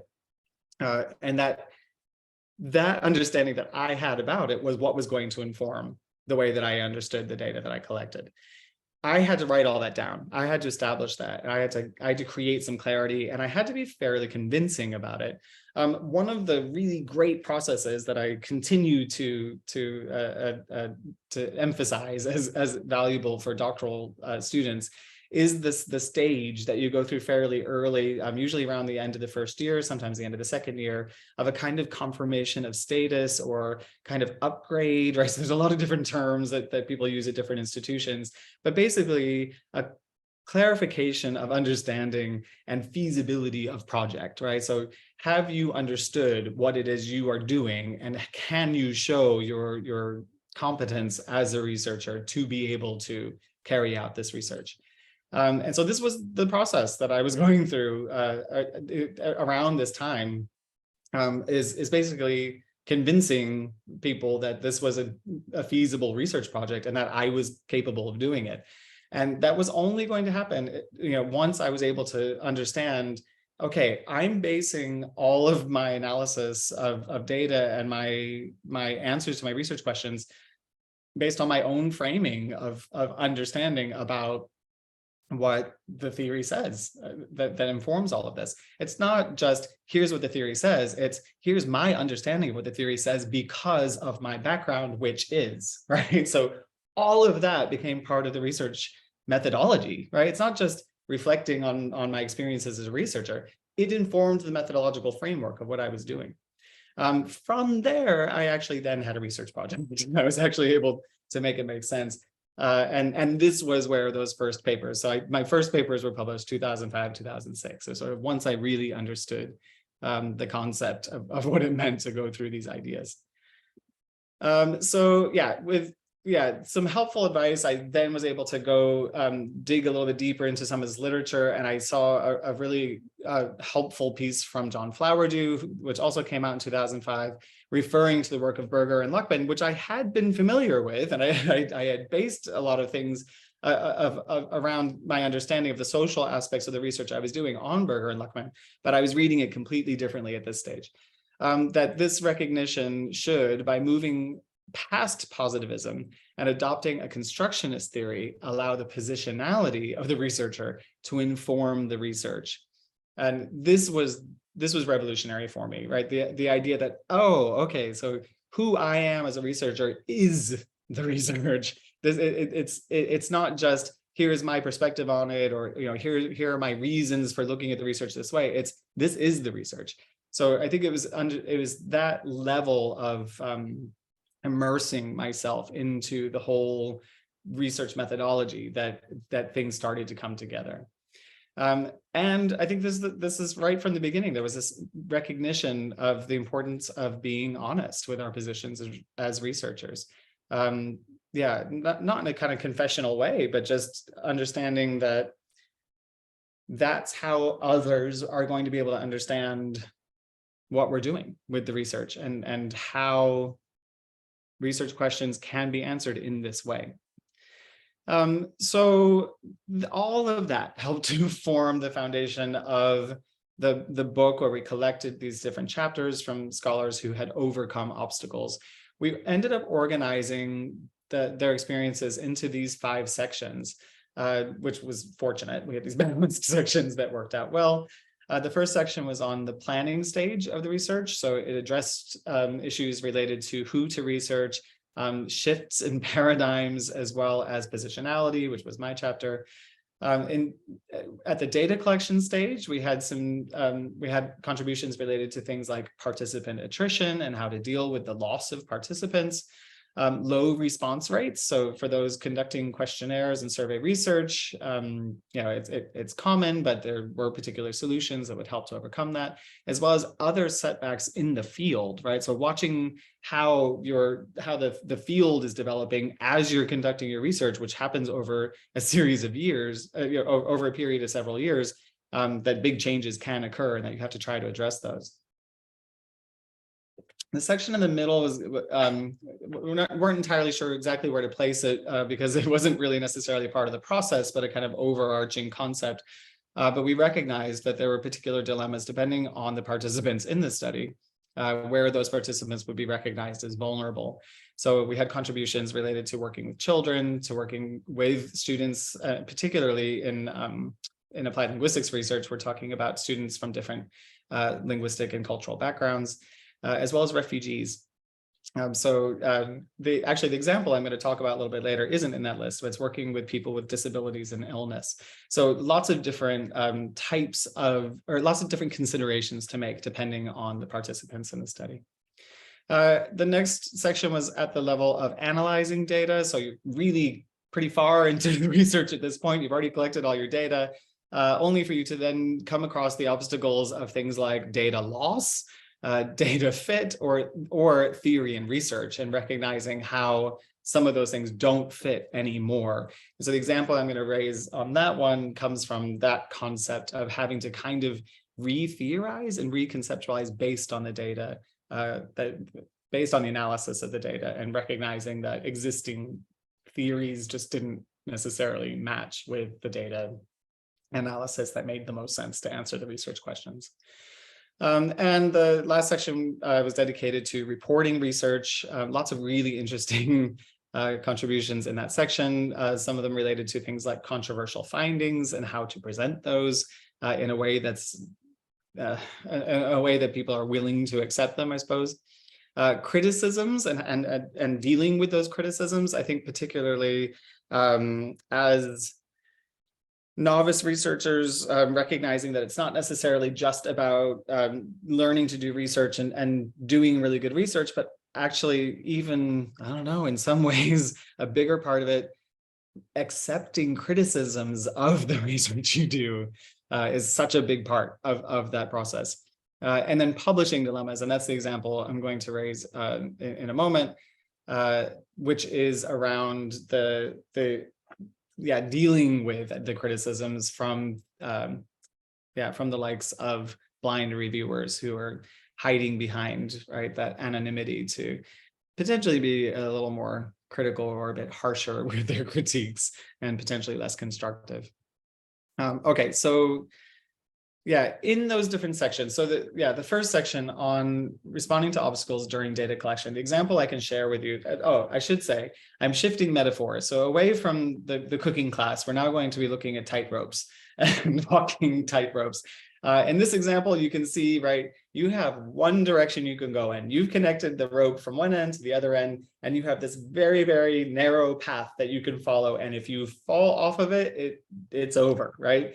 So this is a really kind of useful metaphor to consider, that basically, obstacles can come, right? And if you look at this particular image, there could be wind, there could be birds, there could be, any number of reasons that could risk that kind of path, right? That very specific, very narrow path. So the example chapter that I wanted to describe to you is from researchers at the Monterey Institute of International Studies in California, John Hedgecock and Hee-Kyung Lee, who had been successful with some funding for some research, and on receipt of the funding for this research, went to carry out the proposed research that they received the funding for according to the proposed plan. The funders said, follow this plan, we'll give you the money. They therefore, right, carried on with it right away. And what it involved was, at the very first step, conducting a questionnaire. And the idea was, based on the findings of the questionnaire, they would then follow through with the rest of the study, that the findings of the questionnaire would shape the way that they were able to interpret the next stages of the data. It would shape the content for the next stages of the data collection, right? So the fundamental nature of this research was entirely reliant on the results of this initial questionnaire. What they found, to their horror, was that they had completely unexpected results from the questionnaire, and that essentially they had put a bit too much reliance on something a little more deductive, right? So it wasn't that it was a positivist paradigm that they were trying to work with. It wasn't that they were really doing hypothesis testing as such, but they did have a particular goal that they needed to achieve by following the steps toward it. And at the first step, that was no longer in sight.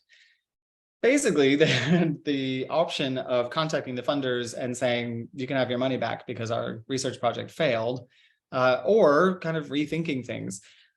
So after a lot of thought, they were able to kind of go back and rethink the research project.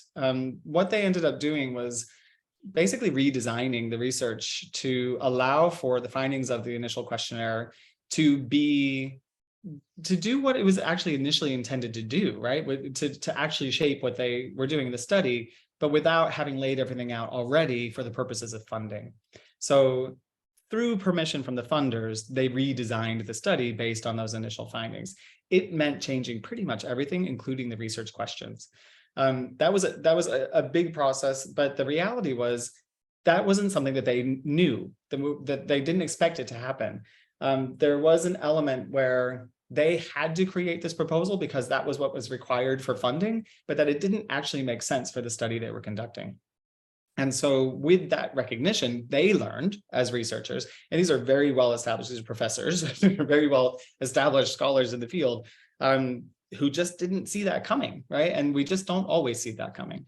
So so it's a really good example, I think, for anyone who is concerned about the planning stages and the kind of reliance that we put on the planning stages and carrying things out, how to deal with it when things do change. I see this, so I mentioned before about this idea of a confirmation of status or a kind of upgrade stage that doctoral students go through. We ask doctoral students to do this kind of thing, right? Show us what you're going to do. What is your plan? Tell us about the data you're going to collect and how you're going to analyze it, and tell us everything, only for them to have to kind of redo it all, but then never report on any of that, right? To never go through and tell us about that whole process and how they learned from that process. And so this was an example of, people who really thanked us as editors for the chance to reflect on this and to kind of really think about how it helped them to understand what it meant to kind of redesign a study based on having ideas about how a study should be carried out, but then not being able to carry out in that way. All right, so I'm going to move through each section. So if anybody has questions at any time, at any of these stages, you can ask while I'm presenting it, or you can also wait at the end and we can go back and talk about some of these examples more specifically as we go. So the next section in the book that I wanted to highlight, because I've already talked about the one already with positionality, of my positionality, my chapter. So this is responding to problems when researching vulnerable groups. And the example I'm going to raise here is from the work of Hanako Okada, who was a colleague of mine at Sophia University in Tokyo. And she reflected on her experiences of working with participants who have disabilities and suffer from various illnesses. And this was an interesting group, this was an interesting, vulnerable group to think about, because we don't often think about this kind of research. It's a whole dedicated area of research in applied linguistics, working with those with disabilities and illnesses, particularly around work with dyslexia and these linguistic related disabilities. But this was an interesting one because her participants suffered from various illnesses, and she realized only after recruiting these participants that the reason that they participated in the study was they had a particular agenda, and they wanted her to advocate for them in her research, so their experiences, their stories, right, could be shared. So they were looking for basically a response, right? They wanted action based on what they gave her as participants in the study. And this was tough, right? She wasn't necessarily in a position to make any particular changes to policy or curriculum in response to the data she collected from them. So this was something that they really kind of had to negotiate and figure out how can we match things up, so that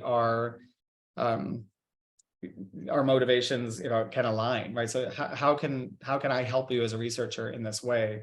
And I think this is a really important reminder of the responsibility that we have as researchers when we're working with data in terms of potential impact, right? And thinking about not restricting the potential of that impact, and thinking about ways of sharing, disseminating the results of our research more broadly in an attempt to allow the research to have the impact that it can have. So this was an interesting one that basically it involved changes at quite a few levels of the research. So the initial planning stage took a bit of reshaping, right? So she actually worked with the participants in the study to talk through the aims and objectives of the study, and actually kind of modified a bit according to what they wanted. And then even in data collection, in terms of what they were able to do, in fact, they ended up providing even more data than she had initially asked for, thinking she wouldn't be able to get more, but realizing that once they were all following the same agenda, they were so much more willing to share and provide more data. Data analysis was something that ended up being a little more collaborative, and involved a lot of member checking. So she would actually work with each of the participants through the analysis that she did of the data that she collected from them, so that she could clarify and confirm with them that they were happy with that, that it was accurate. And in some cases, even they would help to shape some of that analysis. So in some ways, they were like co-researchers, which was something that she established with them and negotiated with them.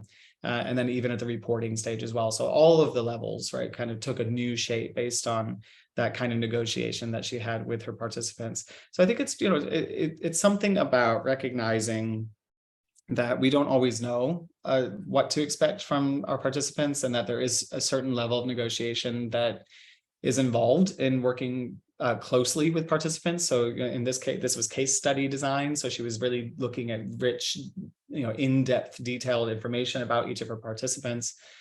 So yeah, that kind of research design allowed for this to happen. I shouldn't say allowed for it, it kind of demanded it, right? So depending on how closely you're working with your participants, and particularly if your participants fall into any of these vulnerable groups, a really interesting chapter in there about working with children as well. It's good to understand what they are, so that when you are dealing with it, you can do your best to address those points and see how it informs the research.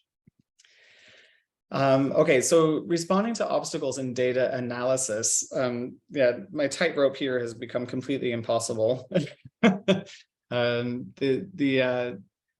Yeah. Oh, yeah. I should have said on that last image. I was thinking that that's the researcher on the tightrope, but I think in a lot of ways it's like the research pool or the sharks, right? And then really that's the participant up on the tightrope in that really vulnerable position.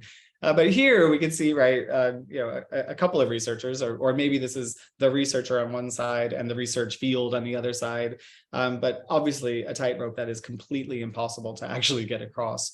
And this was the reality for Jessica Briggs-Baffoe-Jean, who ended up becoming a co-author on that next book on data collection research methods. But in her chapter in this first book, she was reflecting on her own doctoral research, where she got to the point where she was looking at the existing analytical frameworks for analyzing the data she had collected, only to discover that none of the existing frameworks spoke to her data in a way that allowed her to get into any real detailed findings or anything that was going to allow her to make the kind of contribution that her study was designed to make in the responses to her research questions. And the interesting thing about that is, I think there is a bit of, it's not always clear just how much of a risk you can take as a doctoral researcher. I think there's an expectation that you show your ability to work within the frameworks that are there, right? And that you show how you're able to maybe blend, right? Maybe mix frameworks, things like that, but not exactly adapt or redesign a framework. I think, at those levels, that's something that certainly isn't expected of doctoral research, and I think is potentially something that would be a bit too scary, too daunting for a doctoral researcher to do. But here was an interesting case where Jessica, as a doctoral researcher, was ultimately encouraged by her supervisors to take the risk, right, and try it, right, and say, okay, I'm going to modify existing frameworks so that it speaks to my data in a way that allows me to achieve the kind of impact I believe my data can have. And it was successful. So I think this is the kind of thing about taking particular risks when you come up against these obstacles.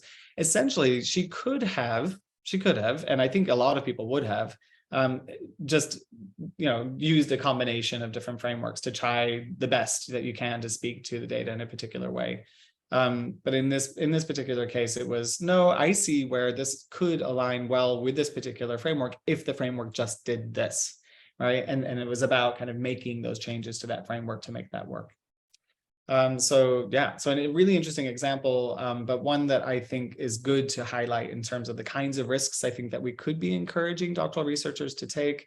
And I say that from the perspective of a supervisor and examiner, that we need to be allowing this kind of thing at multiple stages and multiple levels, but that we need to be talking about it with each other more to allow this kind of thing to happen. But yeah, I don't know. I've also been accused of going a little wild with the things that I allow. So the final section of the book was on responding to obstacles and reporting research. So here with this tightrope, we can see the researcher on the tightrope with the journal editor or reviewer, I guess, holding the tightrope and being in total control. And this is basically what happens, right? When you submit your work. Doctoral researchers, you could also look at that as the examiner, right? Saying, so the whole idea is you write up your research and then it's in somebody else's hands about what happens with it. So the example chapter that I wanted to talk about in a little more detail is a really, really interesting one by Andy Gao, who was a co-researcher with me at System Journal, but he has moved on to another journal and doing great things with it. And he is at the University of New South Wales now, previously at Hong Kong University, but he's a Chinese scholar. But in his chapter, he describes the experience of receiving very, very harsh criticisms from blind reviewers to some early work that he had submitted. And it's the kind of experience, and he shares those criticisms in the chapter. So it's actually good to look at the chapter just to see the kinds of harsh criticisms that can be received.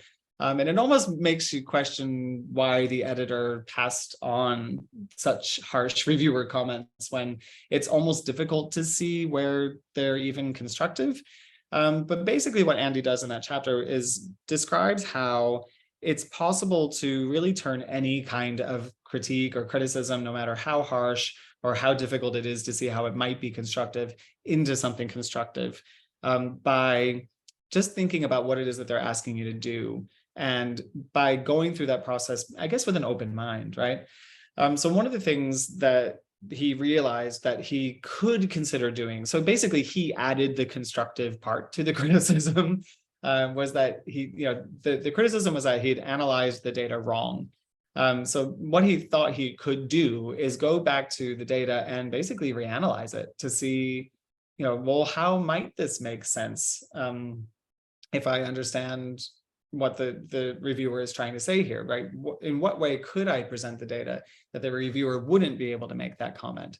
And the thing was, he explains and describes through this process how going through that process allowed him to learn. It allowed him to gain from receiving reviewer comments. And there's a whole point to this about what we expect to get when we submit work to journals, when we submit our work to examiners, that the best thing that we can get are their comments, are their views, right? They're reading our work closely, and a lot of other people won't. So being able to get their comments is really the most valuable part of it. So recognizing that aspect of the publishing process, Andy was able to kind of highlight what it means to learn from a review process and to understand the benefits, I guess, of a paper making it to a review process, right? I mean, the majority of papers submitted to the journals are desk rejected without any external review. So being able to get those reviews and doing something with them, even if you're trying to guess what you can do with them, but if you can make it constructive, then right, that's a way to be able to grow and make the process work for you. So I do always recommend that chapter to all of my doctoral students. Have a look at this. Read it before you submit your first paper to a journal. So that you can see the kinds of things that you might expect. Okay, so yeah, I'm kind of nearing the end of the slides here at this point. One of the things that Heath and Jess and I all talked about as co-authors of this book on data collection research methods were some of the points about strengthening data collection. So actually in all of the chapters, we have advice about improving the validity and reliability of the different data collection methods. But we haven't, the final chapter in the book is dedicated to strengthening data collection from three particular points. Well, a number of different points, but I've broken them down into three sections here on this slide. But one on triangulation, which I mentioned earlier, the idea of the strengths of blended and mixed methods, recognizing that there are so many different ways to do it. It's not necessarily a mix of qual and quant.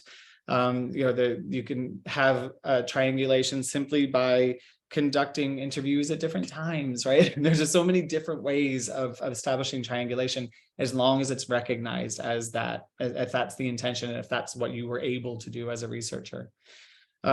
Triangulation then for improving reliability and validity and credibility, right? Thinking about, well, what's the intention of triangulation? How am I using it? It's not just, oh, look, I have triangulation, tick a box, right? Because I had used interviews and questionnaires, so it's not that, right? It's what is the intention, right? How does this inform the research? And how triangulation provides a need for more reflection on methods and clear definitions of data collection procedures. So, trying to understand the intention, right, of triangulation as part of the research methodology and building that into what you're doing more cohesively and really integrating it into your conceptualization of your methods. That's a cold coffee. Okay, I'm gonna leave that. Now, replication, I think, is one of these interesting areas for researchers. It's a big part of the work of Emma Marsden and that introduction chapter in the Routledge Handbook on transparency. But basically, the idea with replication is it's the chance to confirm existing theory generated from previous studies by conducting the same study in a similar context, applying the same data collection procedures. Now, methodologically, it basically takes care of a lot of the arguments that you need to make to justify the choices that you made in your methods, because you're following the methods of another study. I think for a lot of student researchers, this is a bit scary, because you think, well, how am I able to show that I have an understanding about constructing a research project if I'm copying somebody else's methodology? But the reality is it's the depth of understanding that you get of that methodology by replicating it, and the problems you can potentially expose by conducting exactly the same study in a different space. whether it was a problem with the way that the methodology was reported or constructed, right? So there's so many benefits at any point in our research careers to look at replication as a way of informing methodology and a way to make a methodological contribution to the field. There have been increasing calls for more replication over the decades. So it's good to refer to some of that literature as well if you're looking for a justification for doing a replication study. And then, yeah, realities, transparency, innovation, right? All of these aspects that we address in terms of kind of problematizing the way that we talk about research and the way we construct research methodologies. They reveal significant limitations regarding what we can reliably do with and say about the data we collect. So I think, sometimes, I think people sometimes think it's a bit weird to highlight limitations. I notice a lot of research articles sometimes finish with limitations. But I think that the important thing is we need to highlight the limitations, right? We need to acknowledge how far our research is able to go, and we need to acknowledge the possibilities of where the research could go, right? If it were a wider scope, right? Or if it did this other thing that this research could have done. So, there are these aspects of the limitations of the methods that we're able to use that we can only say so much, but that if we did this slightly different thing, or if we did this other thing, the research could have done this. So it's recognizing the limitation, because there are limitations to all of the work that we do. So it's about acknowledging them, showing the possibilities, showing your understanding of them, and also signals to other researchers things that they can pick up on. So, where you have, future research could address this problem by doing this, great. So an example of that are the criticisms of Rebecca Oxford's language learning strategies questionnaire. Amersdorfer comes in and says, yeah, this has a lot of problems, but, it could work if you added interviews. Okay, great. So, she didn't conduct interviews in addition to it, right? But she did say, look, here's an option, right? If you added interviews to this, you could make this a more reliable data collection tool. Also, yeah, a final note, right? Recognizing and acknowledging these aspects of research, it can make significant methodological contributions. And I kind of kept coming back to that throughout this whole session, but I think it's important to emphasize it because I think we don't highlight it enough. It gets skipped over. Check what you're working on now. Have a look at the methodology section. Are there things that you could explain a little bit more, that you could provide a bit of clarity on, stuff that you won't have reviewers and journal editors saying, remove all this detail. I think what happens with a lot of novice researchers when they provide methodological detail in the papers that they submit is they're providing stuff that we already know. And that's the part that you do want to cut, right? So it's where you're challenging ideas, right? Particularly with some of these ideas in mind about realities and transparencies, innovations, right? Those aspects of your methodology, tell us about them. Sometimes it's as easy as simply clarifying what mistakes happened along the way and what kinds of adaptations and modifications you had to make to your methodology. Just a little bit of reflection in that section could actually make a huge difference. And anything that has a qualitative component to the research, a bit of subjective reflection can make a huge difference too, right? To kind of confirm and clarify where you're coming from and what the biases are potentially that you're bringing to this and how they can inform the research, because that's ultimately what has happened. Yeah, so nearly finished here. So this is referring back to the introduction chapter from the Routledge Handbook on theorizing applied linguistics research. I believe that there is a lot of potential here for this. But yeah, the point that I made in this chapter, applied linguistics does not have much in the way of theorization of field-specific methods on, for example, document methods, focus groups, diary methods. So these are the areas that you'll see people saying, oh, we could do more. It is time to advance the field theoretically, which requires a clear understanding and problematizing of our own theoretical stances. So doing research in applied linguistics carries with it a fundamental need to establish a clear theoretical stance, that is, the perspective from which the researcher approaches the phenomenon being studied. So this is where I really, with doctoral research, it's absolutely necessary for me as an examiner that I understand, what is the research paradigm you're working in? What is your epistemology? What is your ontology? I need to know those things as an examiner so that I can understand what you've done in this thesis. No, it's not the kind of thing we see in published research. You don't have to explain your theory about reality in your journal article papers. But there is something about a bit of clarity in terms of how your research paradigm informs what you've done. So there is a point to at least saying something about it. And I think in particular where it makes that methodological contribution. So something that I just wanted to highlight. So this is a paper that's coming out soon. So it's been accepted for publication, but it's not yet published. It's called Criticizing Pragmatism as a Paradigm for Mixed Methods Research. So I highlighted pragmatism earlier as a kind of growing paradigm that people are using, mainly on the idea that it's being realistic about what we have access to, what's feasible. And in education research, this makes a lot of sense. But yeah, we published the paper's going to be published in the journal Research and Education. This is a part of a project that I'm doing with one of my doctoral students at UCL.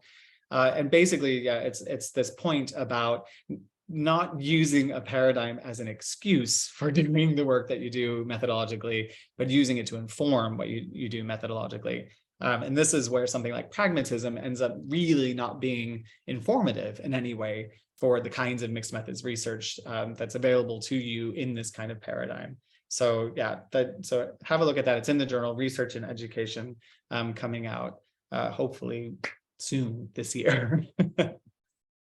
So yeah, just to close, and I'm going back to the wonderful work of Matt Pryor and his great chapter in our book, where he says, an applied linguistics that fails to acknowledge and reflexively examine the dilemmas in our research is a rather irresponsible and uninteresting discipline indeed. And I can go right back to my cooking class metaphor, and I can see my recipe for rainbow pancakes, and the image in the recipe book looks absolutely perfect. And then yeah, when I carry out the recipe, it looks more like the bottom picture. But right, the reality is I could say that I went through the process and I understood it. I got my pancakes and I nailed it. And that's what.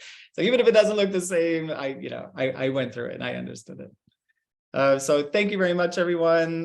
There's the citation for the new paper that's coming out. So that's with Timothy Hampson. And yeah, those are just some of the other book covers that are there. Okay, yeah. Thank you. Right. Thank you so much. Right. Thank you so much for your inspiring talk, and very, encouraging everyone else to conduct research and keep on with their research, right? So, right, at this time, can I invite anyone to shoot some questions if you have, or some doubts that you might have at the moment? Any? Yes. Okay. Hi, Jim. Hey, Neil. How are Hi, you? everybody. Hope you can hear me. Nice to see you today. Nice to see you. Thanks for taking us back to some of the fundamentals that we need to refocus on. I'd like to get your opinion as a PhD supervisor for other students, and I know we have other PhD supervisors in here. You raised a very important issue of being transparent with our students, being open, being honest, pointing out our own vulnerabilities, because no doubt you experience it yourself. Your students kind of put you on a pedestal. You're on your little ivory tower. You can do no wrong. And they think that you can publish these papers with little edits, little revisions. So what I like to do with my students is I'll give them my peer reviews. So the reviews I've had where my papers have been trashed. Where you have 16 pages of comments from a reviewer who's just ripped you to shreds. Yeah. And then they do kind of get the feeling then, okay, my supervisor's not that great. He has to go through the same processes as I do. Now, writing all the textbooks that you do and all the other advice that you give, is there any particular resource out there for students where they can go? I think Brian Paltridge has one on peer review, a discourse of peer review.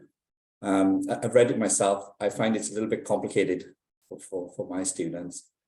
Would you have any advice for them as to where they could look to see this kind of occluded genre of the research report? How could they get to grips with it and see that they don't have to produce this perfect thing from the start? As long as the basics are in place, the reviewers will help them. No, Neil, this is a really good question, because I think, often we talk about this stuff without actually being able to show accessible examples. And it's really good that you're willing to share the slaughter that you received from external reviewers, because it's rough. I mean, I think to preserve my own well-being, I think I've deleted a lot of it, but I wish I hadn't, because there are definitely some good ones back there. But yeah, I think the work of Brian Paltridge and Sue Starfield, Australian researchers in Sydney, they've done some good things on working with peer review. I think the work that we see in English for research publication purposes, so ERPP as an area, we see some good examples in there. There's actually a new journal of English for research publication purposes. So I think looking at some of that stuff can help as examples. Usually what I do is I draw people's attention to Andy Gow's chapter in that Doing Research book, because those are short chapters, it's like 3,000 words, and it has a couple of examples of harsh criticisms. But yeah, it's a little bit of exposure to the kind of approaches that people have taken to making the adjustments to the genre of writing and the kind of work that I don't know, the kind of analysis that happens in this kind of work. So yeah, I mean, honestly, I would have said Brian Paltridge for accessing those things. I think he did a really interesting study where he worked with he worked with the reviews, and then went to the reviewers to talk, to kind of get their ideas about how they learned how to review and how do they learn to use particular language in their reviews. And it was interesting because, of course, the main finding was it was built on the reviews they received, right? So I mean, there's a whole kind of vicious cycle of us doing, providing these harsh criticisms because we think that that's the genre of peer evaluation, especially when it's blind reviews, without recognizing that, it's the constructive criticisms that actually are the most useful. So yeah, I think any examples of any research that focuses on constructive criticisms of peer review would be the best resources. And otherwise, absolutely, you're doing it your own. I mean, those are the best ones because you know them the best. Yeah. Now I want to see it. But you don't. I don't. Yeah, it was actually good. I had a couple of comments from Isra at SUT earlier, just about how effective it can be for people to see the realities of what we face and what we've been through, as scholars, that it really isn't a smooth ride for most people. So, being able to show them some examples of some of the bumps in the road that we've experienced along the way can make a big difference. I hope that helps. Sorry, I didn't have a really good concrete example. Oh, that's okay. That's fine. That's good enough. It's good enough. Andy Gow's chapter. Yeah, Andy Gow's chapter. I like kind of like learning in progress, though. Actually, Yes. part of her suggestion, right? So, the next question is from Ajahn Bhagawati, right? She's conducting research on longitudinal study, and she has a question of how to actually choose and select participants for this kind of study, because the studies are not giving like consistent results somehow, right? What would be your suggestion for this problematic things in methodology? Yeah, I think so. This is a really good example of trying to plan for everything and try to get things to work, right? I mean, with any longitudinal study, so I mean, my own study was over a year. I lost some participants. Luckily, I didn't lose any teacher participants because I think that would have been highly problematic. But the fact that I kept all 4 of my teachers, then it worked out with keeping students with them. So yeah, any longitudinal research, you just never know what's going to happen. You could lose participants. The participants may never give you the data that you need to answer your questions. All of these things are possibilities. I think the biggest thing to do is basically, and it's hard to say this, the best you can. I say it that way because you know, and this is why we kind of work through feasibility of study, you know, confirmation of status. You work with your supervisors, you work with peers to try to make the methodology plan make sense. Is because we just don't know what's going to happen, you know, even in quantitative research, right? I mean, a good colleague of mine, you know, her world turned upside down because she was testing a hypothesis and ended up with a null hypothesis and thought that that was it, you know, that she didn't have a research project at all. So, you know, the idea that we just don't know what we're going to find is the reality that we're facing with any of this kind of research. So I'm looking, this is the long comment, right, that we're talking about. Yeah. So using self-rated report. Okay. Purposively select them with deviant case sample technique. Yep. Ask the participants to write a reflective journal. Good. And plan to do in-depth interviews at the end of the course. But it turned out that self-rated scores didn't represent their real behaviors in class. Absolutely. I realized this mid-course. I wanted to change the participants, focusing on those who are the real representatives of each level, but the data haven't been collected from them since the beginning of the course.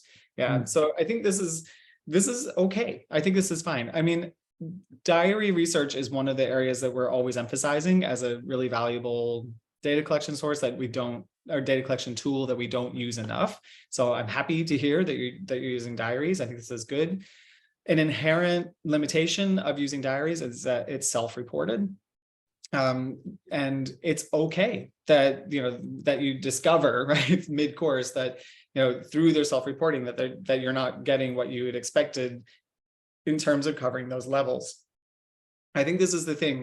This is this idea of really trying to embrace what data you are able to collect. Now, at the same time, I realize that even that response sounds a bit idealistic.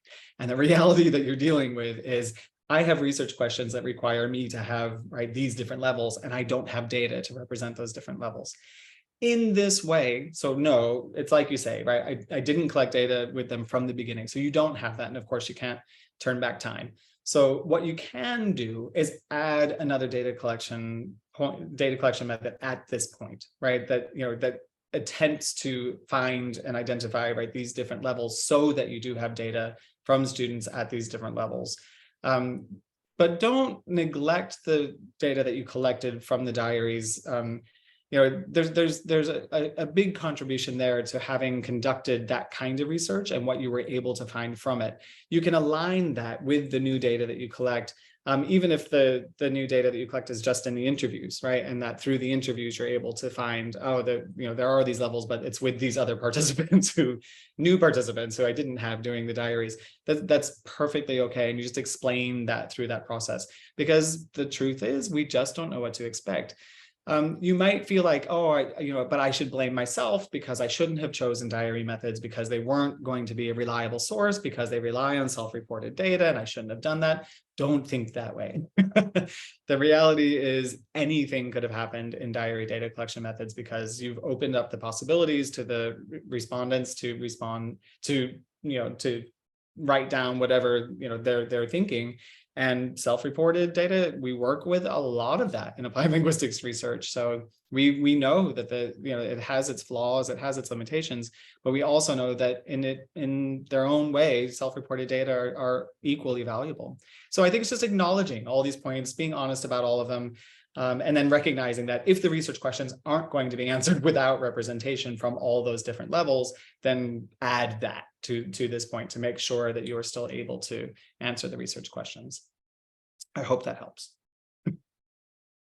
Right, that's wonderful. Or enough to add another data collection process, though. That would be very good. So, any other questions from the floor?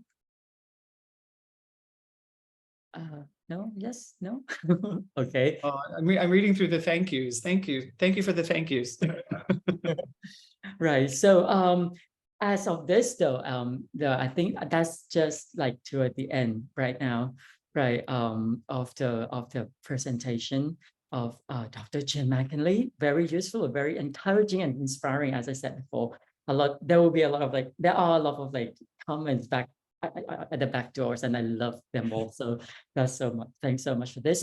Before we leave, can we have a group photo of evidence of these lovely, you know, events together? Like, please show yourself.